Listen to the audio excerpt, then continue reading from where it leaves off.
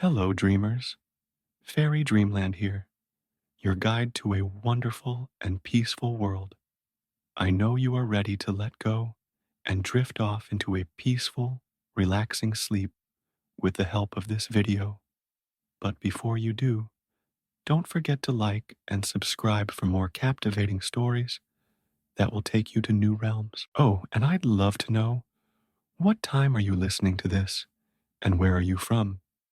Which story or character would you like me to tell next? Leave a comment and share your peaceful space with me.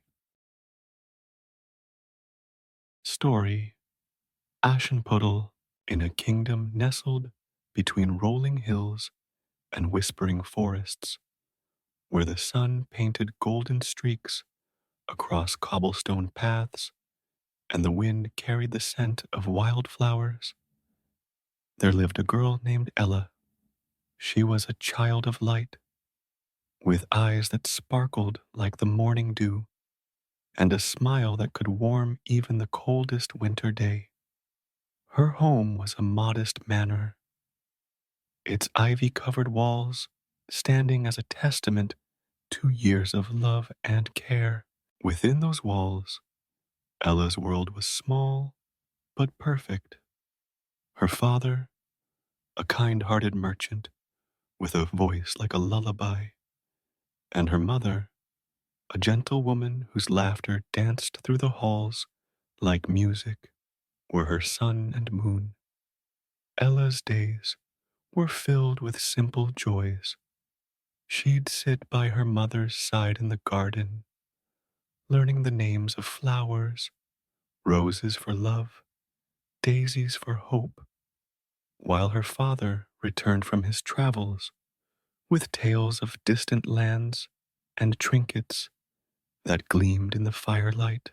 The three of them were a tapestry woven with threads of trust and tenderness, each stitch a memory Ella held close to her heart. She was only 12 when the first thread began to unravel. It started with a cough, a small nagging thing that crept into her mother's chest one autumn evening. At first, they thought it was nothing more than the chill of the season. Ella's father brewed herbal teas, and Ella gathered blankets to wrap her mother in warmth.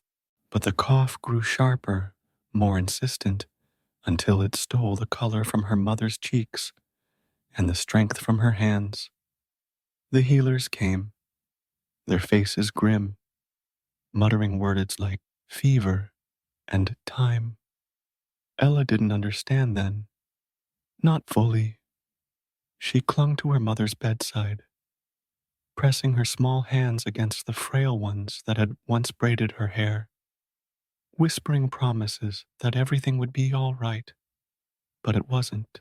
One night, as the moon hung heavy and mournful in the sky, Ella's mother slipped away. The manor fell silent, the laughter replaced by an aching void. Ella's father held her as she sobbed, his own tears falling into her golden hair. But no words could mend the hole left behind. They buried her beneath an oak tree in the garden, its branches stretching like arms to cradle her memory. Ella would sit there for hours, tracing the bark with her fingers, as if she could still feel her mother's presence in the rustling leaves. Her father tried to carry on. He was a man of resilience, built from years of weathering storms, both at sea and on land. But the loss carved lines into his face that hadn't been there before. He threw himself into his work, leaving Ella in the care of the housemaids, who doted on her with quiet affection. She was their little ray of sunshine, they said, even as shadows crept into her world. For 2 years, they stumbled through their grief together, finding solace in routine, Ella tending the garden, her father returning with stories that grew shorter with each trip. Then came Lady Tremaine. She arrived like a storm cloud on a summer day, all sharp edges and cold beauty. A widow of wealth and ambition, she swept into the manor with her two daughters in tow, her dark eyes glinting with something Ella couldn't name. Her father had met her on one of his journeys, a chance encounter at a market, he said, where her charm had disarmed him. Ella needs a mother, he told her one evening by the hearth, his voice soft but uncertain. And I can't do this alone. Ella wanted to protest, to say she didn't need anyone else, that the memory of her mother was enough, but she saw the exhaustion in his eyes and held her tongue. The wedding was a quiet affair, held in the village chapel with only a handful of witnesses. Lady Tremaine wore a gown of deep crimson, her lips curved in a smile that never reached her eyes. Her daughters, Anastasia and Drizella, stood beside her, their faces pinched and sour. Anastasia was tall and bony, with a nose that seemed perpetually wrinkled in disdain, while Drizella was shorter, her round cheeks flushed with a petulance that matched her shrill voice. They were nothing like Ella.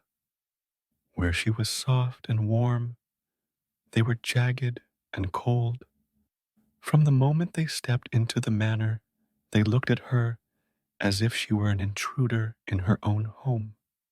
At first, Lady Tremaine played her part well. She spoke to Ella with honeyed words, offering trinkets and praise, though her tone carried an edge that made Ella's skin prickle. Her father seemed lighter, his laughter returning in small bursts, and for a fleeting moment, Ella dared to hope that this new family might fill the emptiness. But hope is a fragile thing, easily crushed beneath the weight of cruelty.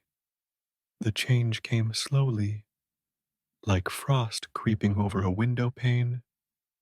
Lady Tremaine's smiles grew rarer, her words sharper. She began to oversee the household with an iron grip, dismissing the maids one by one until only a skeletal staff remained.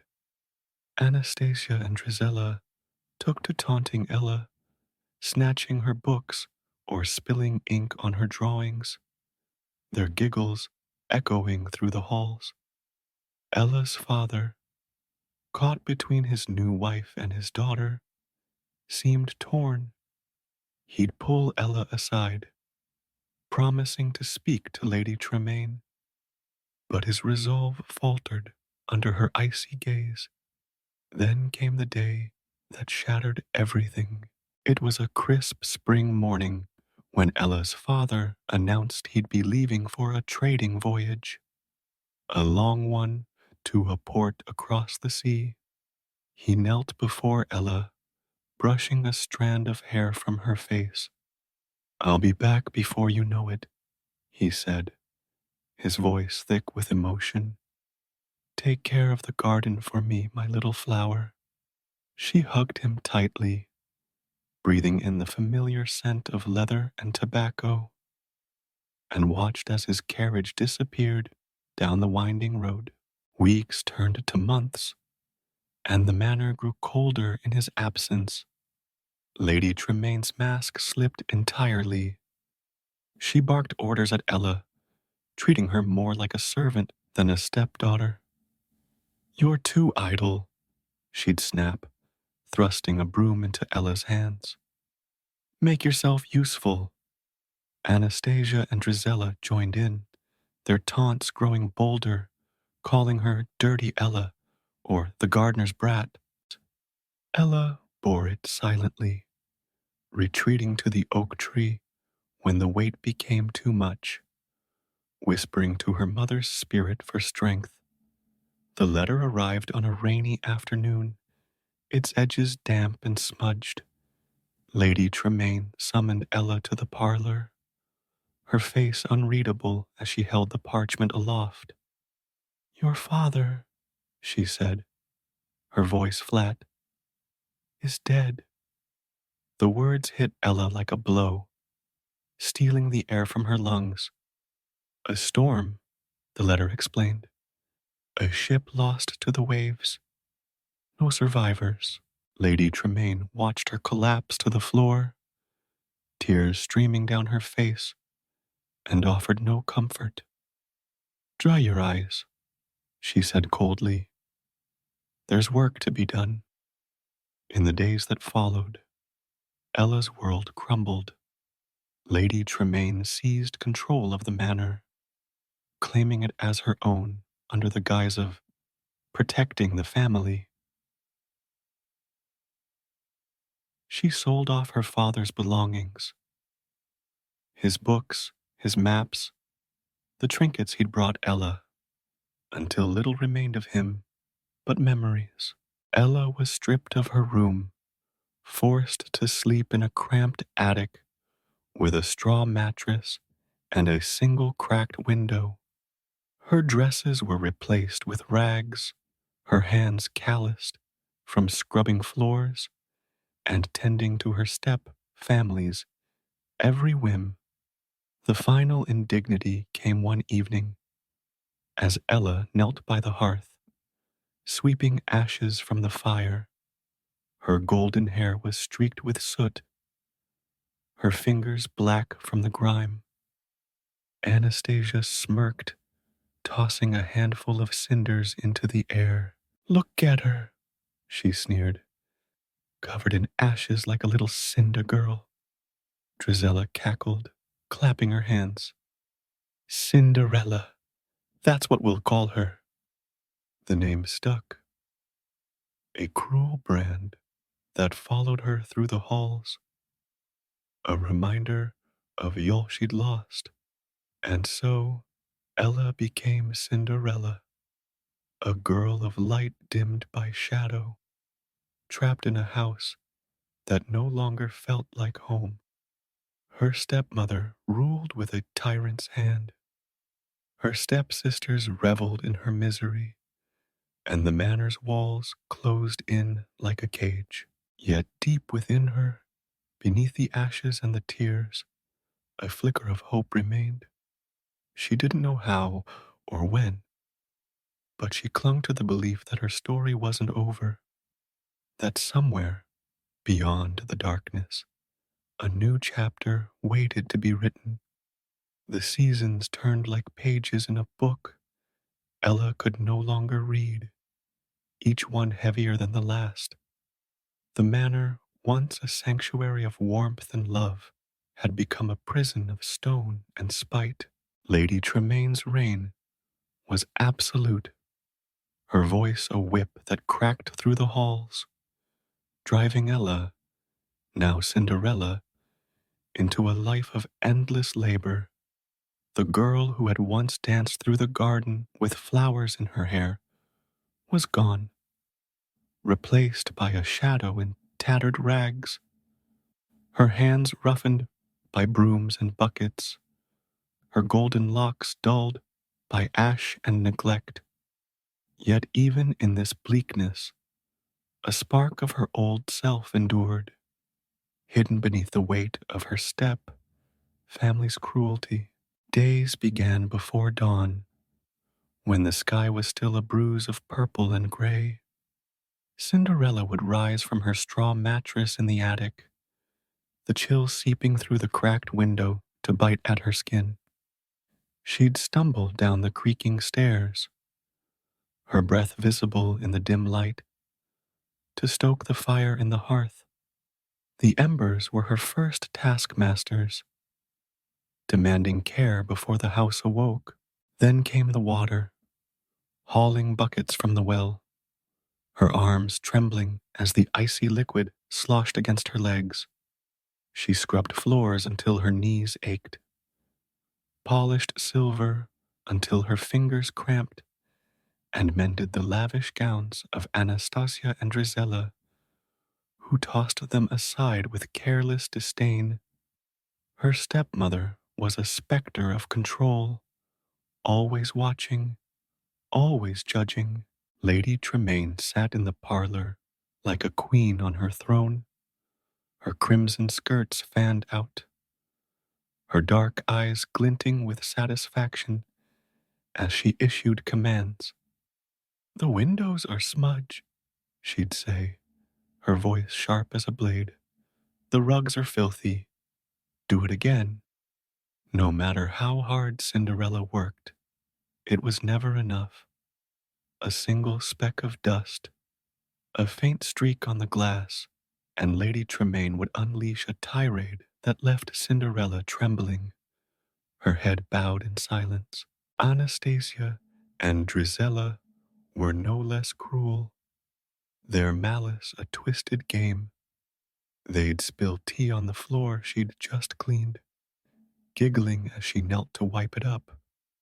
They'd tear the seams of their dresses and blame her clumsy hands, forcing her to sit by candlelight, stitching until her eyes burned. "You're useless," Anastasia would sneer, her bony fingers flicking ash into Cinderella's hair. "A dirty little cinder girl who'll never be anything more." Drizella would chime in, her voice a grating whine. "Mother should sell you off. Maybe the pigs would take you." Their laughter was a chorus of venom, echoing through the manor until it seemed the walls themselves mocked her. Yet Cinderella bore it all without complaint, not because she lacked spirit, but because she knew resistance would only tighten the chains. She'd learned early that tears earned her nothing but scorn, that defiance brought harsher punishments, hours locked in the cellar, or a night without supper. So she swallowed her pain, letting it settle like stones in her chest, and found solace in the small corners of the world that Lady Tremaine couldn't touch. The garden was her refuge, though it had withered under neglect. The roses her mother had loved were now choked with weeds, the daisies trampled by careless feet. Still, Cinderella tended it when she could, sneaking out in the quiet hours to pull thorns and whisper to the earth. Beneath the oak tree, where her mother rested, she felt a flicker of peace. She'd kneel there, her hands pressed to the soil, and speak softly about the day's trials, the memories of her father's stories, the ache she couldn't name. The wind would rustle the leaves, and sometimes she'd imagine it was her mother answering, a gentle hush against her loneliness. The creatures of the manor became her unlikely allies. A family of mice nested in the attic, their tiny paws pattering across the floor as she slept. She named them Jock, Gus, Susie, and left crumbs from her meager meals, smiling as they nibbled with gratitude. Sparrows perched on the window sill, their songs a fleeting brightness in her gray days. They'd flutter close when she swept the courtyard, as if drawn to her quiet kindness. These small friends were her secret, a thread of connection to a world beyond her stepmother's grasp. But even these moments were stolen, snatched away by the relentless demands of her step-family. Lady Tremaine's wealth, inherited from Ella's father, was squandered on luxuries, silks from the East, jewels that glittered like captured stars. Anastasia and Drizella preened in their finery, their vanity a mirror to their mother's greed. They spoke of suitors and balls, their voices dripping with arrogance, while Cinderella scrubbed the stains from their discarded petticoats. She was invisible to them, a tool to be used and discarded, her existence erased from the life she'd once known. The turning point came on a crisp autumn day when the air carried the scent of apples and the promise of change. A royal proclamation arrived, delivered by a herald in a crimson cape, his trumpet blaring as he stood at the manor's gates. Lady Tremaine summoned her daughters to the parlor, her lips curling into a rare smile as she read the parchment aloud. His Highness, Prince Charming, invites every eligible maiden to a grand ball at the palace, she declared, her voice dripping with ambition. 3 nights of revelry to find a bride worthy of the crown. Anastasia squealed, clapping her hands, while Drizella twirled in a clumsy pirouette. We'll be princesses, they cried, their eyes alight with dreams of power. Cinderella stood in the doorway, a tray of tea trembling in her hands, unnoticed as always. But the herald's words lingered in her mind. Every eligible maiden, for the first time in years, a flicker of longing stirred within her. She imagined herself at the ball, not in rags, but in a gown of her own making, her hair free of ash, her feet light with dance. It was a foolish dream, she knew, yet it took root like a seed in barren soil. She said nothing, retreating to the kitchen to finish her chores, but the idea burned quietly in her heart. That night, after the manor fell silent, Cinderella crept to the attic with a purpose she hadn't felt in years. From a dusty trunk, hidden beneath a pile of rags, she pulled a length of faded fabric, a remnant of her mother's sewing days. It was soft blue, like the sky before dusk, worn but still beautiful. Her fingers traced its edges, memories flooding back. Her mother's voice, her gentle hands guiding the needle. With a stolen candle and a rusted pair of scissors, she began to work. Stitch by stitch, she crafted a dress. Not grand, but hers. She hummed as she sewed, a tune her father had taught her, and for a moment, the attic felt less like a cage. Days passed, and the manor buzzed with anticipation. Lady Tremaine spared no expense, commissioning gowns of satin and lace for her daughters, their fittings a cacophony of shrieks and complaints. Cinderella's workload doubled, ironing ruffles, polishing shoes, pinning curls into place. She hid her own creation beneath the attic floorboards, working on it in stolen moments, her hands trembling with exhaustion and hope. The ball was a week away, then 3 days, then 1, and still she kept her secret, fearing the wrath that would come if it were discovered. The night of the ball arrived, a velvet ski studded with stars. Anastasia and Drizella descended the stairs in a flurry of perfume and petulance, their gowns a riot of green and purple, their faces powdered to a ghostly pallor. Lady Tremaine followed, resplendent in black velvet, her gaze sweeping the hall with predatory pride. We'll return as royalty, she said, her voice a low promise. Cinderella watched from the shadows, her heart pounding as she clutched the folds of her hidden dress. She waited until the carriage rolled away, its wheels crunching on the gravel, before racing to the attic. She slipped into the gown, her breath catching at the feel of it against her skin.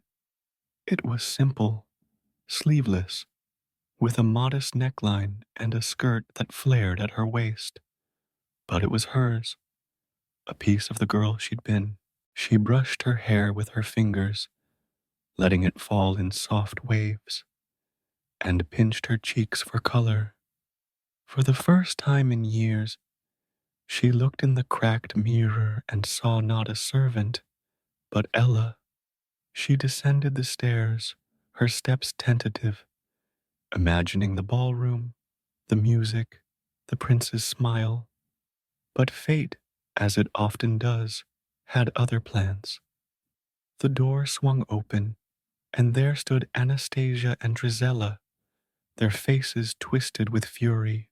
They'd forgotten a fan, a trivial thing, and returned to retrieve it. "What's this?" Drizella hissed, her eyes narrowing at the sight of Cinderella in her dress. Anastasia lunged forward, her fingers clawing at the fabric. "You think you're going to the ball?" she shrieked, tearing the sleeve. Drizella joined in, ripping the skirt, their laughter a jagged blade. Cinderella stumbled back, pleading, but they were relentless. Buttons scattered, threads snapped, and within moments, her dream lay in tatters at her feet. Lady Tremaine appeared in the doorway, her expression a mask of ice.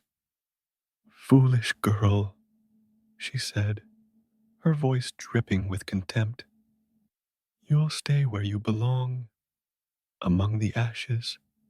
She turned on her heel, her daughters trailing behind, their triumphant cackles fading as the carriage rolled away once more. Cinderella sank to the floor, clutching the remnants of her gown, tears streaming down her face.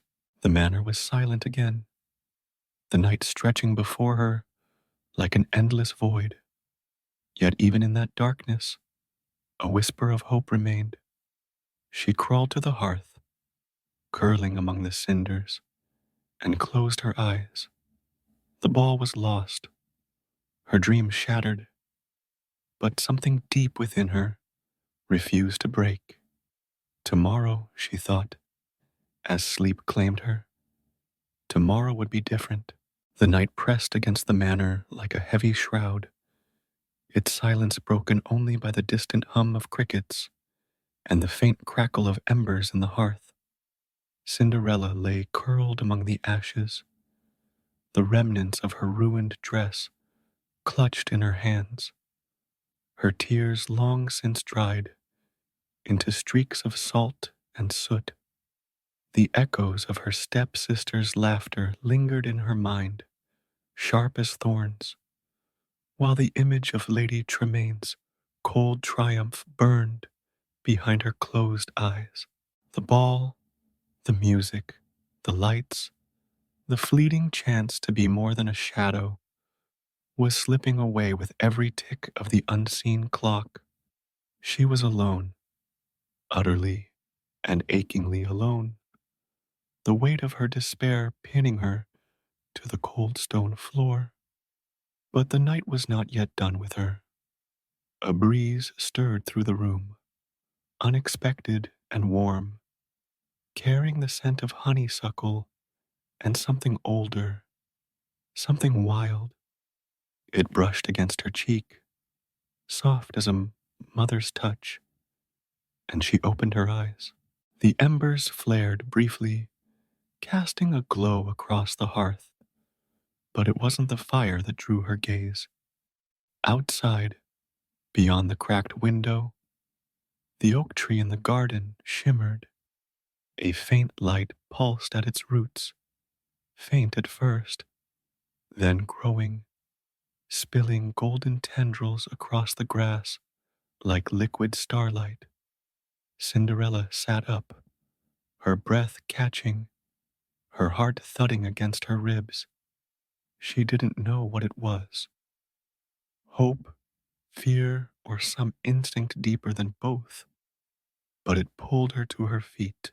She stumbled out the door, her bare feet went on the dew-soaked ground, the tatters of her gown trailing behind her like a broken wing. The air was alive, charged with a hum she could feel in her bones, and as she reached the oak, the light intensified. It gathered at the base of the tree, swirling and rising until it took shape. A figure draped in silver, radiant as the moon, with eyes that held the depth of 1,000 summers. Cinderella froze, her hands trembling at her sides as the figure smiled, a smile that was both unfamiliar and achingly known. Ella, the figure said, her voice a melody woven from wind and memory. My sweet child, why do you weep? Cinderella's knees buckled, and she sank to the grass, her voice a whisper. Who, who are you? But even as she asked, a part of her knew. The eyes, the kindness, the echo of a presence she'd felt in every whispered prayer beneath this tree. It was her mother's spirit, or something born of it. The figure stepped closer, her silver gown rippling like water, and knelt before her. I, fairy godmother, she said, her hand lifting Cinderella's chin. Once, I walked this earth beside your mother, my dearest friend. I promised her I'd watch over you, and though I've been bound to the shadows, I have never left your side. Tonight, your heart called me forth. Cinderella's tears welled anew, not from a sorrow, but from a longing she couldn't name. I wanted to go to the ball, she said, her voice breaking.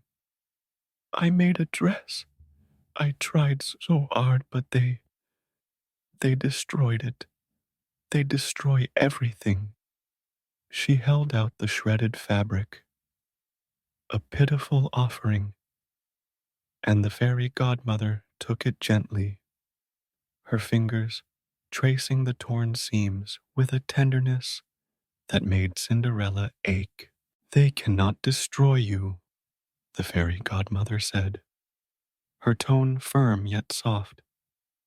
Not your spirit, not your light.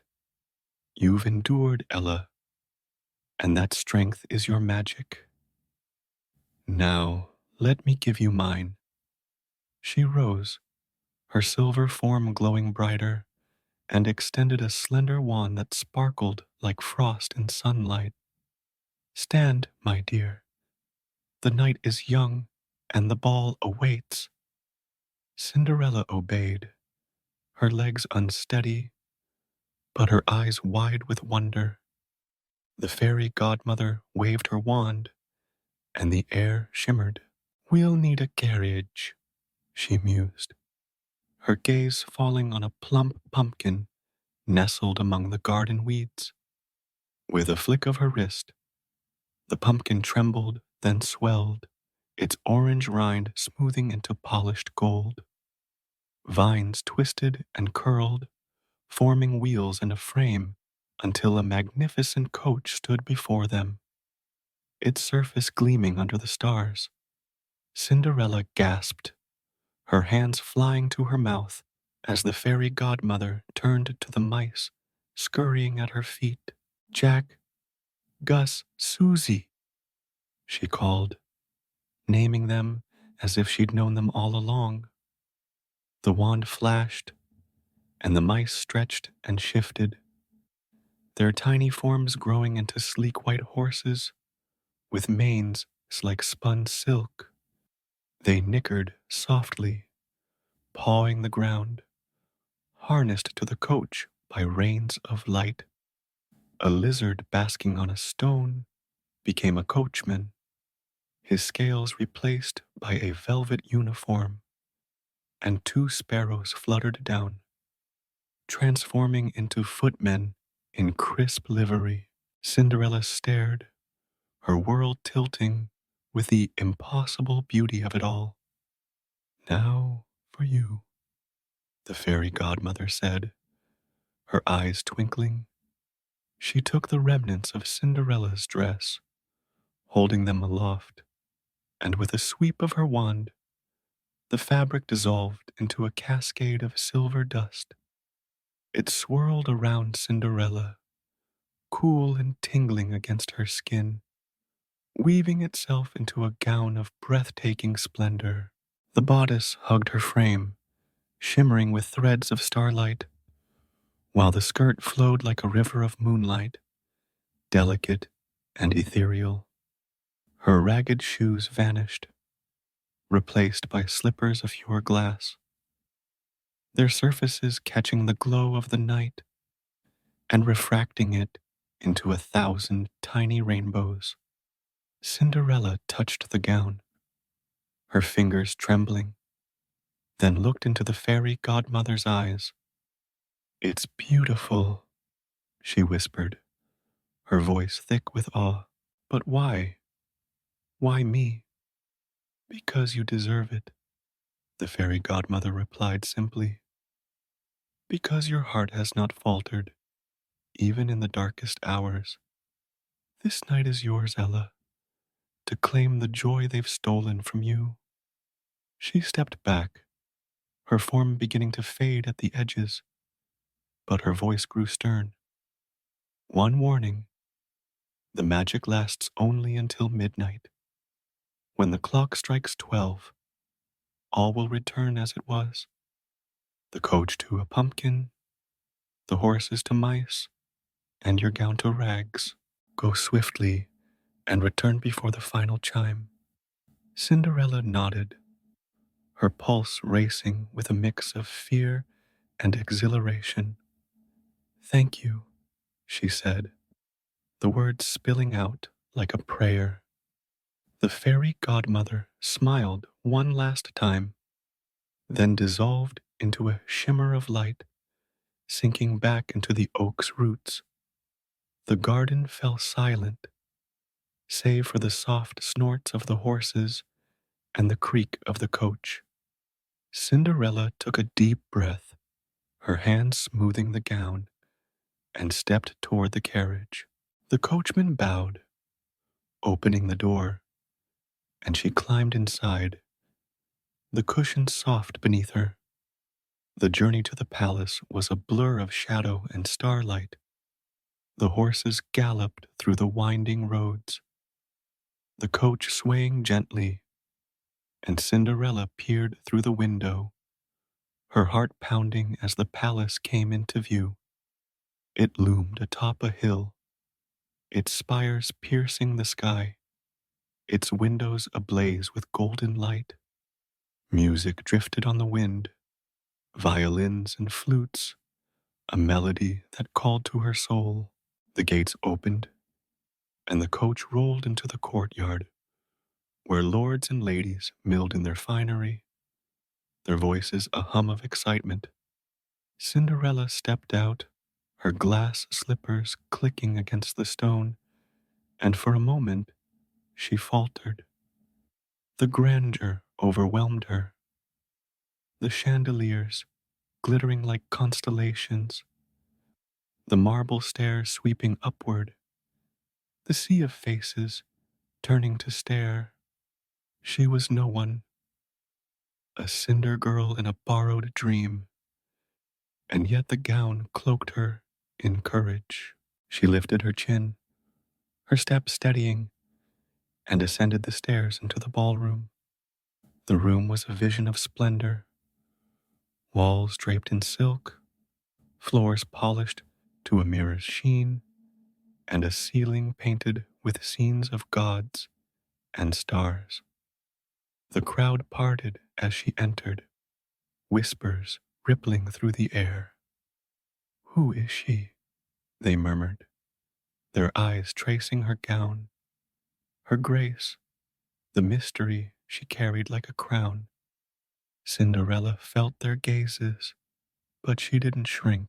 She moved forward, drawn by the music, until she stood at the edge of the dance floor. And then she saw him, The prince stood at the center of the room, tall and striking, in a coat of deep blue, his dark hair catching the light. He was laughing with a courtier, his smile bright and unguarded.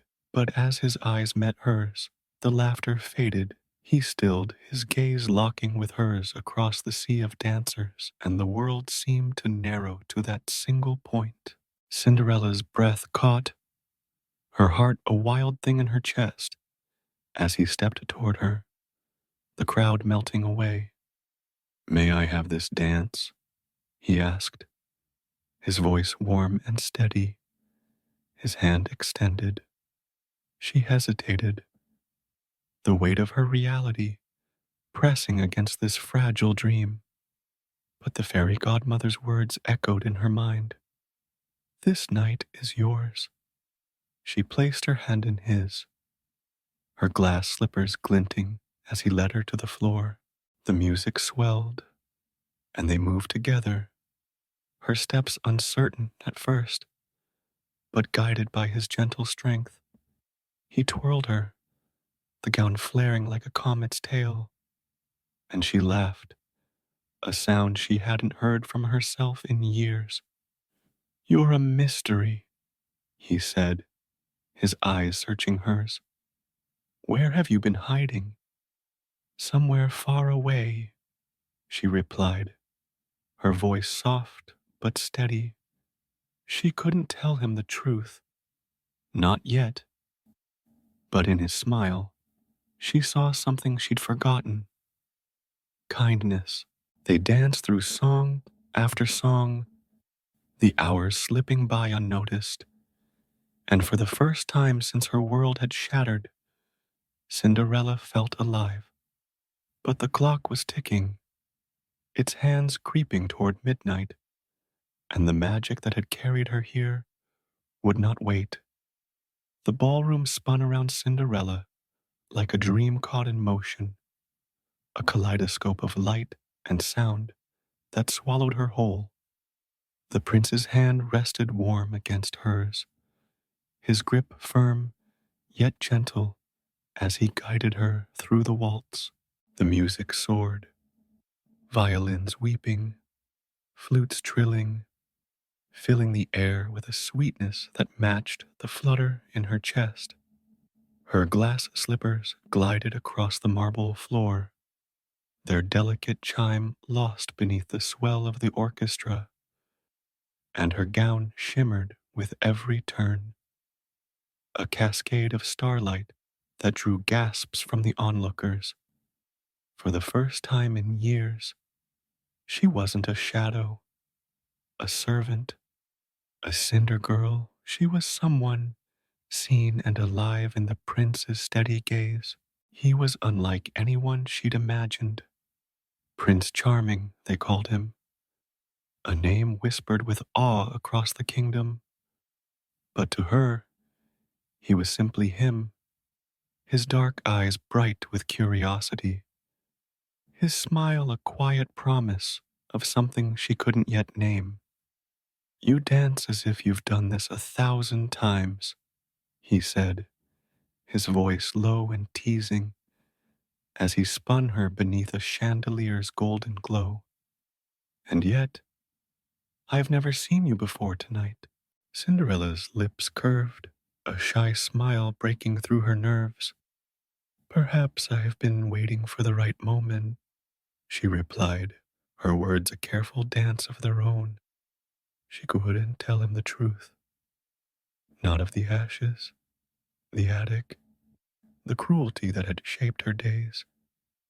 But in his presence, the weight of it felt lighter.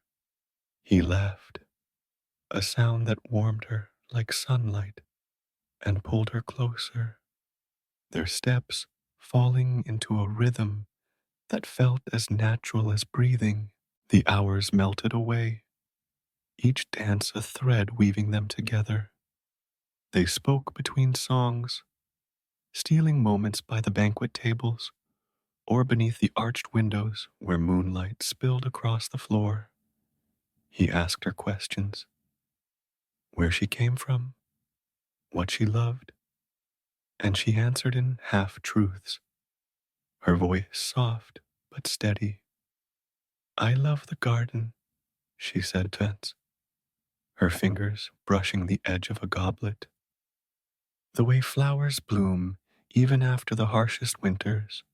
He tilted at his head, studying her with an intensity that made her pulse race. "There's a story in you," he murmured, "one I'd like to hear." She wanted to tell him, oh, how she wanted to, but the fairy godmother's warning lingered like a shadow at the edge of her joy. Midnight. The word pulsed in her mind, a quiet drumbeat beneath the laughter and music.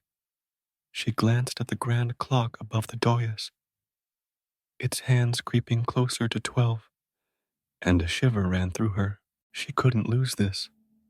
Not yet. So she pushed the thought aside, letting the prince's voice draw her back, his hand finding hers again. As the next song began, the crowd watched them, a sea of silk and jewels buzzing with speculation. "Who is she?" they whispered, their eyes tracing her gown, her grace, the way the prince seemed captivated by her alone. Ladies in towering wigs fanned themselves, their lips pursed with envy, while lords in velvet coats muttered about her mystery. Cinderella felt their stares, a prickling heat against her skin, but the prince's presence shielded her. He didn't care for their whispers. He danced only with her, his attention a fortress she hadn't known she needed. Beyond the ballroom's glow, however, darker eyes watched.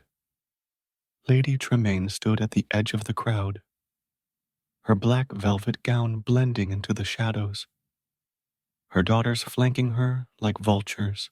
They'd arrived late, their carriage delayed by Drizella's tantrum over a lost ribbon, and had slipped into the festivities unnoticed. Anastasia's green skirts clashed with the elegance around her. Drizella's purple bodice straining at the seams, but it was Lady Tremaine's gaze that cut through the revelry, sharp, calculating, and fixed on the girl in the silver gown. "She's familiar," Anastasia muttered, her nose wrinkling as she squinted across the room. "That hair, golden like Ella's." "Don't be ridiculous," Drizella snapped, fanning herself with a lace glove. "That Cinderwretch couldn't be here. She's scrubbing floors where she belongs." But Lady Tremaine said nothing, her lips thinning into a line as she watched the prince twirl the mysterious girl, her glass slippers catching the light. A memory stirred. Ella's face, streaked with ash, her eyes defiant even in silence.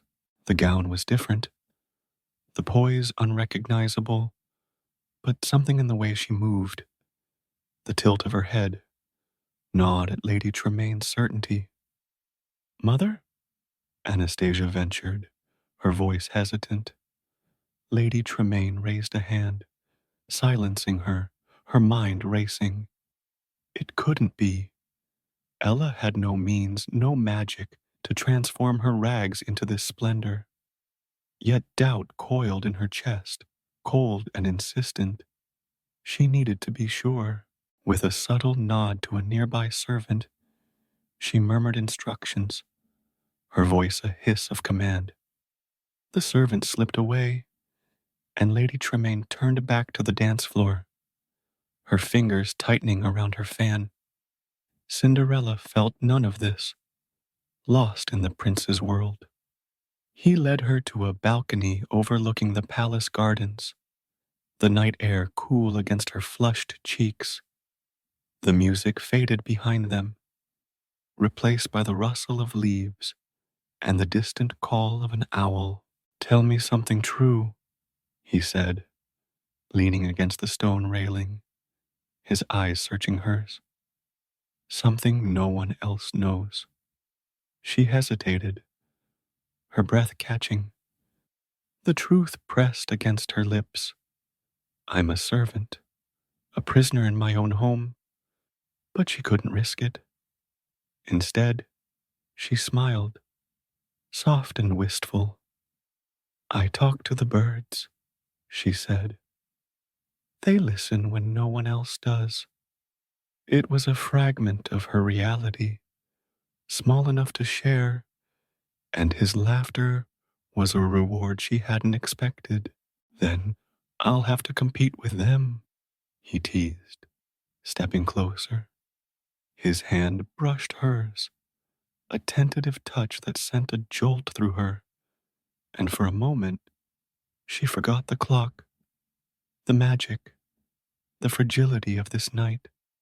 She leaned into him, their faces inches apart, the world narrowing to the space between them. Then the first chime rang out. It was deep and resonant, vibrating through the palace like a thunderclap. Cinderella stiffened, her eyes darting to the clock tower visible beyond the gardens. 11 strokes followed, each one a hammer against her heart. Midnight. The fairy godmother's warning flooded back, sharp and urgent. When the clock strikes 12, all will return as it was. She pulled away, her breath hitching, panic clawing at her throat. "What's wrong?" the prince asked, his brow furrowing as he reached for her. But she was already moving, her slippers clicking against the stone as she backed toward the ballroom. I have to go," she stammered, her voice trembling. "I'm sorry." "Wait," he called, following her. But she slipped into the crowd, her silver gown a beacon amid the sea of colors. The 12th chime loomed, seconds away, and she pushed forward, dodging lords and ladies who gasped at her haste. Her heart pounded, her mind a whirlwind. "I can't let him see. I can't lose this now." She reached the grand staircase, her foot catching on the edge of a step, and one glass slipper slipped free, tumbling down with a crystalline clatter. She didn't stop. The final chime rang out as she burst into the courtyard, the magic unraveling like a thread pulled loose. The coach shuddered, shrinking back into a pumpkin. The horses squealed, reverting to mice. The coachman and footmen collapsed into lizard and sparrows.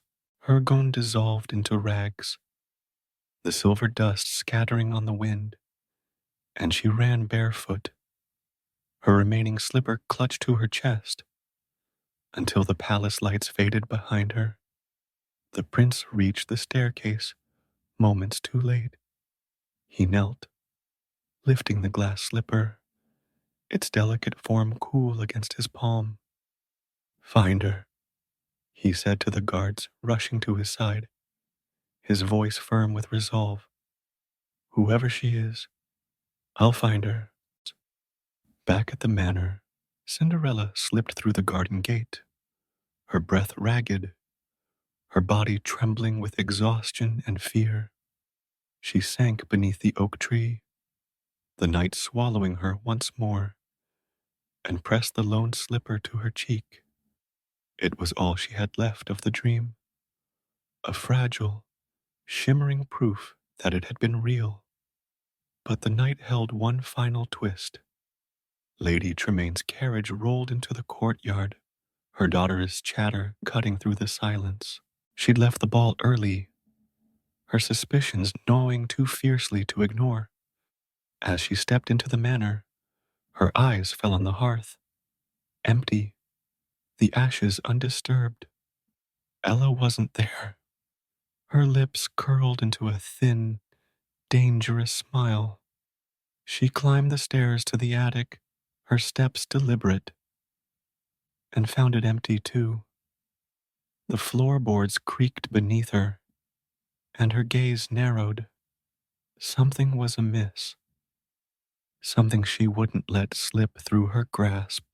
Anastasia, Drizella, she called, her voice a blade in the dark. Search the house. She's hiding something, and I'll find out what. The sisters obeyed, their footsteps echoing as they scoured the manor, while Cinderella crouched in the garden shadows, her heart pounding. The slipper gleamed in her hands, a secret she couldn't let them take. The night of fate had ended, but the battle for her future had only begun. The manor loomed in the pre-dawn stillness, its stone walls cold and unyielding, a fortress of secrets and shadows. Cinderella crouched beneath the oak tree, her breath shallow, the glass slipper pressed against her chest like a talisman. The night had stripped her of her gown, her carriage, her fleeting taste of freedom, leaving her once more in rags, her bare feet stained with mud and dew. But the slipper remained, a fragile shard of the dream she'd lived, its surface cool and smooth, a silent promise that the prince's eyes, his voice, his touch had been real. She clung to it, her heart a battlefield of hope and fear, as the sound of her step, family's carriage, rattled closer. Lady Tremane's voice cut through the quiet, sharp and commanding, summoning Anastasia and Drizella into the house. Cinderella's pulse quickened. They'd returned too soon for her to slip back to the hearth, to bury the evidence of her escape beneath the ashes. She pressed herself deeper into the shadows, the oak's gnarled branches shielding her, and listened as footsteps echoed within. Doors slammed, floors creaked, and her stepsister's shrill complaints rose like a storm. She's not here, Drizella whined, her voice piercing the attic walls. Where's that filthy cinder girl gone? She's hiding, Lady Tremaine replied, her tone ice cold and deliberate. Find her, now. Cinderella's stomach twisted. Her stepmother's suspicion had sharpened into certainty, a hunter's instinct, honed by years of control. The slipper burned in her hands. She couldn't let them take it, couldn't let them unravel the one piece of her night that still belonged to her. She scanned the garden, her mind racing for a hiding place, when a soft chirp broke her panic. The sparrows, her faithful companions, fluttered down from the tree, their wings brushing her cheek. Help me, she whispered, her voice trembling. The birds tilted their heads, then darted toward a loose stone at the oak's base, a hollow she'd once used to store her mother's keepsakes. She pried it free, her fingers scraping against the damp earth, and tucked the slipper inside, sealing it shut just as the manor's back door swung open. Anastasia's silhouette loomed in the doorway, her green skirt swaying as she peered into the darkness. There, she cried, pointing. Cinderella bolted, her bare feet pounding the grass, and slipped into the kitchen through a side entrance. She threw herself at the hearth, smearing ash across her face and hands, curling into the familiar pose of defeat just as Lady Tremaine descended the stairs. The older woman's eyes narrowed, sweeping the room, her fan tapping rhythmically against her palm. "Where have you been?" she demanded, her voice a blade poised to strike. Cinderella kept her head bowed, her breath steady despite the storm in her chest. "Here, ma'am," she murmured, "by the fire, as always." "Liar!" Anastasia hissed, stomping forward. "You weren't here when we left." Drizella joined in, her round face flushed with spite. "She's up to something, Mother. Look at her, all dirty and sneaky." Lady Tremaine stepped closer, her shadow falling over Cinderella like a shroud. She bent down, her fingers seizing Cinderella's chin, forcing her to meet that piercing gaze. For a moment, silence hung between them, heavy and suffocating, as if Lady Tremaine could see through the ash to the truth beneath. But then she released her, straightening with a sneer. "You're a pitiful thing," she said, her voice dripping with contempt. "Too broken to be a threat. Stay where you belong." She turned away, her daughters trailing behind, their grumbling fading up the stairs. Cinderella exhaled, her body trembling with relief. But the victory was fleeting. She knew Lady Tremaine's mind. Doubt would fester, and the hunt would resume. She had to protect the slipper, had to hold on to the hope it carried, until fate offered her a way out. That way came with the dawn. The sun had barely crested the hills when the sound of hooves as thundered down the road.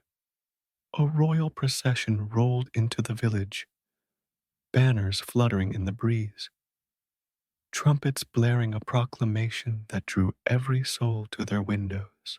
Cinderella peeked through the kitchen's cracked pane, her heart leaping as she saw the prince at its head, his dark hair tousled, his blue coat gleaming, the glass slipper cradled in his hands like a treasure. Beside him rode the Grand Duke, his mustache twitching with importance, clutching a velvet cushion as if it held the kingdom's fate. "By order of His Highness," the herald cried, his voice ringing across the cobblestones, "every maiden in the land shall try this slipper. The lady it fits will be the prince's bride." The manor erupted into chaos. Anastasia and Drizella shrieked, tumbling down the stairs in a flurry of curlers and half-tied robes, while Lady Tremaine swept into the parlor, her eyes alight with ambition. "Quickly," she barked. "Make yourselves presentable. Royalty doesn't wait." Cinderella watched from the shadows, her breath catching. The slipper, her slipper, was coming to her, carried by the prince's own hands. She imagined his face, the warmth of his smile, and a flicker of courage stirred within her. But Lady Tremaine's gaze darted toward her, sharp and predatory, and before Cinderella could move, her stepmother seized her arm. "Not you," she hissed, dragging her toward the attic. "You'll stay out of sight until this is over." The door slammed shut, the lock clicking with finality, and Cinderella pounded against it, her fists brooding against the wood. "Please," and she cried, but the sound was swallowed by the manor's walls. Downstairs, she heard the prince's arrival, the murmur of voices, the clatter of boots, and her hope began to slip away. Lady Tremaine's plan was clear. Keep her hidden, let Anastasia or Drizella claim the slipper, and bury her forever in the ashes. But she wasn't alone. The mice, Jack, Gus, Susie, scurried from the hare nests, their tiny eyes gleaming with determination. The key, she whispered, pointing to the being hanging on Lady Tremain's belt, visible through a crack in the floorboards. The mice nodded, darting down the stairs, their paws silent against the chaos below. Cinderella pressed her ear to the door, listening as the prince entered the parlor, his voice steady and resolute. "Let every maiden try," he said, and she could hear the quiet longing in his tone. Anastasia went first, her bony foot shoved into the slipper with a grunt of effort. It didn't fit. Her toes curled, her heel jutted out, and she wailed in frustration. Drizella followed, her chubby foot straining against the glass, her face red with exertion. "It's mine!" she screeched, but the slipper slipped free, clattering to the floor. Lady Tremain's patience snapped. "Enough," she said, her voice smooth as poison. "Perhaps the slipper is flawed, Your Highness. My daughters are the finest in the land. Surely one of them is your mystery girl." The prince's silence was a rebuke and Cinderella's heart swelled. He wouldn't yield, not yet, but time was running out. She heard the mice scrambling, their tiny claws snagging the key, and then a crash. Drizella's shriek as the ring tumbled free. The key slid under the attic door, and Cinderella seized it, her hands shaking as she unlocked her prison. She raced down the stairs, her rags flapping, just as the prince turned to leave. "Wait!" she cried, her voice cutting through the room. The parlor froze, Anastasia gaping, Drizella clutching her foot, Lady Tremain's face twisting with fury. The prince turned, his eyes widening as they met hers, recognition flickering in their depths. "You," he breathed, stepping forward. "It's you." "She's no one," Lady Tremaine snapped, lunging to block her path. "A servant, a liar, send her away." But the prince raised a hand, his gaze never leaving Cinderella's. "Let her try," he said, his voice firm, and the Grand Duke knelt, the slipper gleaming on its cushion. Lady Tremaine's hand shot out, knocking the slipper to the floor.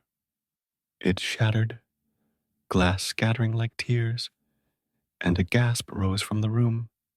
Cinderella's heart sank, but she straightened, meeting the prince's eyes. "I have the other," she said, her voice steady despite the tremor in her hands. She slipped into the kitchen, retrieved the hidden slipper from the oak's hollow, and returned, holding it aloft. The prince took it, his fingers brushing hers, and knelt before her. It slid onto her foot, a perfect fit, the glass cool against her skin. The room erupted, Anastasia's wail, Drizella's sob, Lady Tremaine's hiss of defeat. But Cinderella heard none of it. The prince rose, pulling her into his arms, his smile at dawn breaking through her darkness. "I've found you," he whispered, and she nodded, tears spilling down her cheeks. Lady Tremaine and her daughters were banished, their wealth stripped, their cruelty repaid with a life of toil in a distant village. The prince took Cinderella to the palace, where she married him beneath a sky of stars, her gown woven anew by the fairy godmother's magic. The mice and sparrows danced at her feet, the oak tree bloomed with roses, and the kingdom sang her name, not Cinderella, but Ella, the girl who'd risen from the ashes. And so they lived, happily, truly forever, proof that even the darkest nights could end in light. Story, Sleeping Beauty, in a kingdom bathed in golden light, where fields of barley stretched like an endless sea, and hills sang with the wind's gentle breath, a child was born who would change the course of fate. The castle stood at the heart of this realm, its white stone towers piercing the sky, its banners fluttering like the wings of doves. Within its walls, the king and queen, whose names were spoken with reverence across the land, had waited years for an heir. When the queen's cries finally gave way to the wail of a newborn, the kingdom erupted in joy. They named her Aurora, a name as soft as dawn, for she was their sunrise after a long night of longing. Aurora was a marvel from her first breath. Her eyes shimmered like the summer sky, a deep blue that held the promise of endless days, and her tiny hands grasped at the air as if reaching for the world itself. Her hair, even in infancy, gleamed with threads of gold, catching the light that streamed through the castle's stained glass windows. The king, a broad-shouldered man with a voice that could calm storms, wept as he held her, while the queen, delicate as a lily yet fierce in her love, cradled her daughter against her breast. "She is our miracle," the queen whispered, and the king nodded, his heart too full for words. To celebrate Aurora's birth, the kingdom threw open its gates.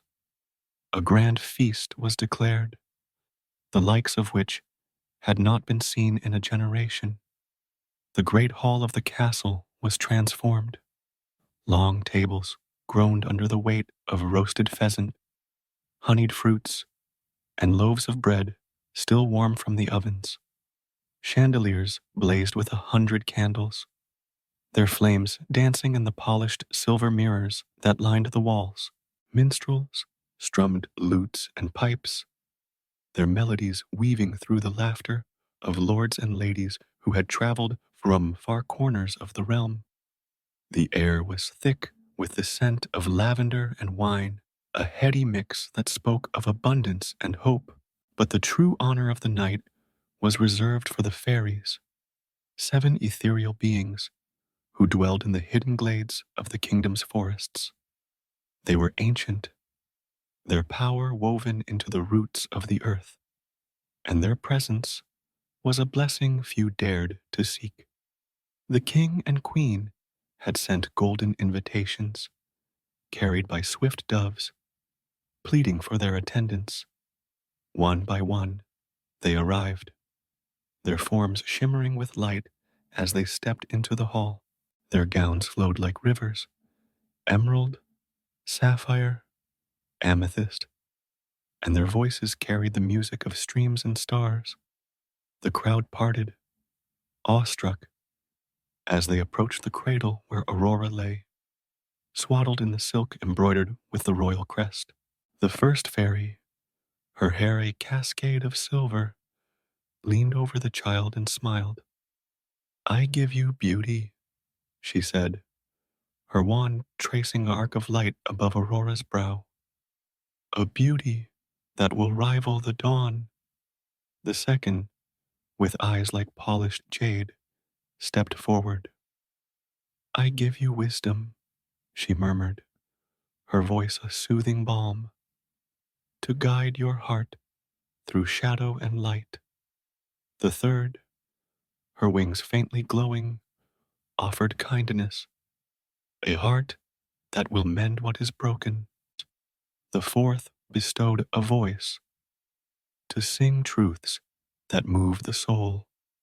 The fifth granted grace, to walk through life with the elegance of a deer. The sixth, her hands warm as sunlight, gave health, a body strong against the years. The hall buzzed with delight, each gift a thread in the tapestry of Aurora's future. The king clasped the queen's hand, their smiles radiant, as the seventh fairy, a slight figure draped in violet, her eyes twinkling with mischief, stepped forward.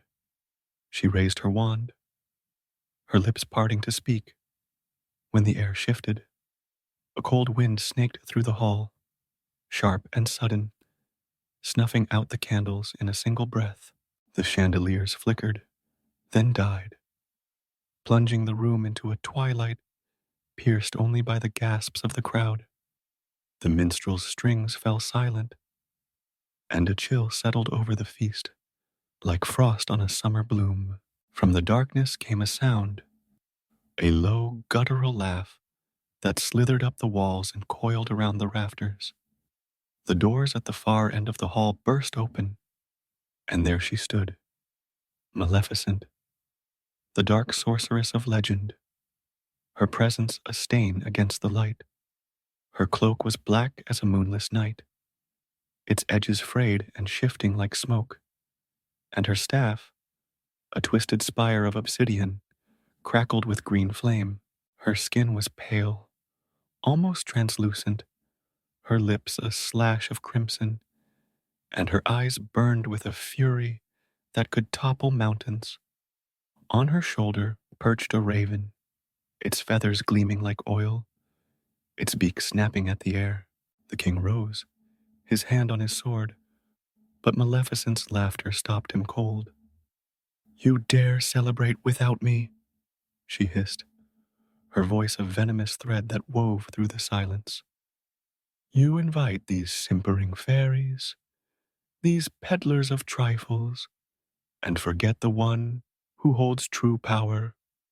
The queen clutched Aurora to her chest, her face pale as the sorceress advanced, her staff striking the floor with each step, sending sparks skittering across the stone. "We mean no offense," the king said, his voice steady but strained. "You are welcome here, Maleficent. Join us. Share in our joy." "Your joy is a mockery," she spat, her eyes narrowing to slits. "I am not some guest to be placated with scraps. I am the storm you cannot tame, the shadow you cannot banish, and I will have my due." She raised her staff, the green flame flaring brighter, and the crowd shrank back, their whisper swallowed by dread.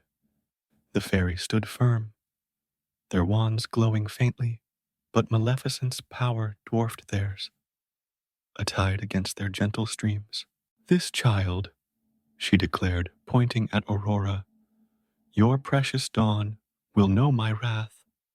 On her 16th birthday, she will prick her finger on the spindle of a spinning wheel and fall into a sleep from which she will never wake, a slumber of death, eternal and unbroken."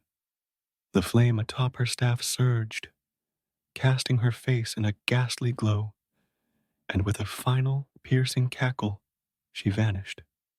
The wind howled in her wake, then stilled, leaving the hall in darkness and despair. The queen's sob broke the silence, a raw, wrenching sound that echoed through the room. The king knelt beside her, his arms encircling his family, but his eyes were hollow, his strength faltering. The guests murmured, their joy turned to ash, as the fairies gathered around the cradle. The seventh, her violet gown trembling with her breath, stepped forward, her wand raised despite the weight of Maleficent's curse. "I cannot undo her magic," she said, her voice soft but resolute. "Her power is too great, too dark, but I can temper it." She leaned over Aurora, her wand tracing a circle of light that shimmered like a halo. "The child will not die. She will sleep, a deep, dreamless sleep, for 100 years, until a kiss of true love awakens her. This I swear." The light sank into Aurora's brow, a faint glow that faded as quickly as it came, and the fairy stepped back, her eyes glistening with unshed tears. The king rose, his jaw set, his voice a command that brooked no argument. "Burn every spinning wheel in the kingdom," he ordered his guards. "Melt them, shatter them, let no spindle remain. She will be safe." The hall stirred with purpose, the clatter of armor and the crackle of torches filling the air as the royal decree took shape. But the queen's gaze lingered on her daughter, her fingers brushing the golden curls, and a shadow of doubt crept into her heart. The feast ended, not in song, but in silence, the guests departing under a sky that seemed dimmer than before. The fairies slipped back to their glades, their blessings now a fragile shield against the curse that loomed ahead. Maleficent's laughter echoed in the wind, a promise of vengeance that would not be forgotten. And in the cradle, Aurora slept, her tiny chest rising and falling, unaware of the storm that had marked her life before it had truly begun. The kingdom held its breath, its golden light dimmed by fear, as the wheels of fate began to turn. The years slipped by like water through a sieve, quiet and relentless, carrying the kingdom deeper into the shadow of Maleficent's curse. The golden fields still swayed under the sun, the hills still sang with the wind, but a hush had settled over the land, a vigilance born of fear. The king's decree had been merciless. Every spinning wheel, every spindle, every tool that could weave thread into cloth was hunted down and destroyed. Blacksmiths' forges roared day and night, melting iron into slag. Carpenters' axes splintered wood into kindling, and pyres blazed across the villages, their smoke rising like prayers for Aurora's safety. The castle, once a beacon of celebration, grew solemn, its halls echoing with the weight of a promise unfulfilled. But Aurora herself knew none of this. On the night of her christening, as the kingdom mourned beneath Maleficent's shadow, the three kindest fairies, Flora, Fauna, and Merryweather, had spirited her away. They shed their shimmering gowns for peasant garb, their wands tucked into secret pockets, and fled with the infant princess to a cottage nestled deep within the whispering woods. The forest was a world apart, its canopy thick with ancient oaks and silver birches, its floor carpeted with moss and wildflowers. Here, the curse felt distant, a tale told by the wind rather than a blade poised above their heads. They named her Briar Rose, a name as simple and wild as the blooms that tangled around the cottage door. To the world beyond the trees, she was a nobody, a peasant girl raised by three eccentric aunts who kept to themselves. The king and queen wept as they bid her farewell, their hands trembling as they pressed a golden locket into Flora's palm, a keepsake for the daughter they might never see again. "Keep her safe," the queen had whispered, her voice breaking. "Keep her hidden." And so the fairies did, weaving a life of quiet anonymity around the child who bore the weight of a kingdom's hope. Briar Rose grew like the forest itself, wild, beautiful, and untouched by the shadows that haunted her birth. Her golden hair lengthened into waves that caught the sunlight filtering through the leaves. Her blue eyes sparkled with a curiosity that no cottage could contain. She was a melody in motion, her laughter ringing through the trees as she danced barefoot across the moss, her skirts twirling like petals in the breeze.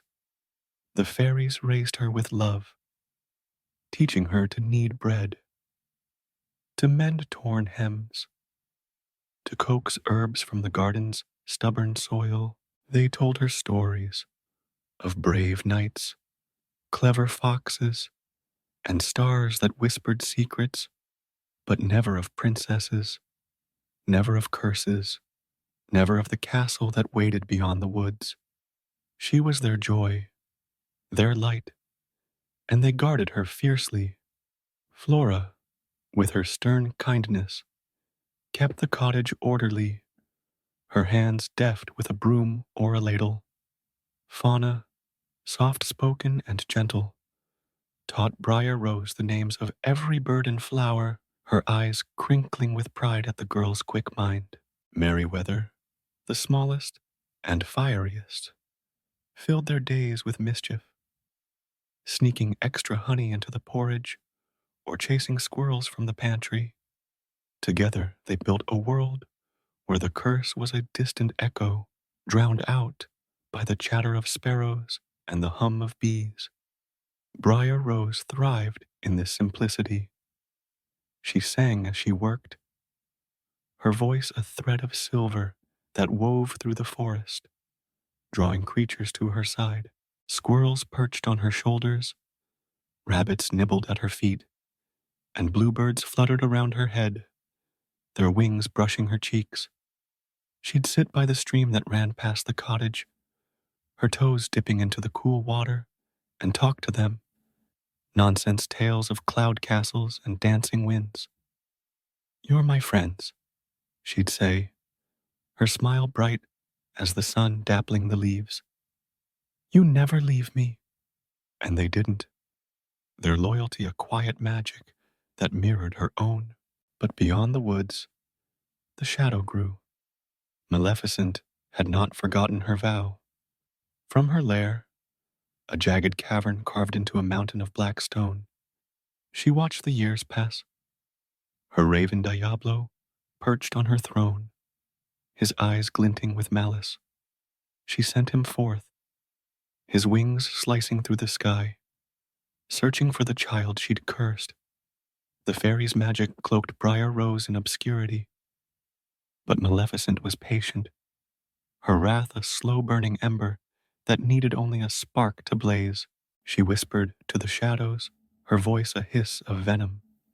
16 years, and then you're mine. The spark came on the eve of Briar Rose's 16th birthday.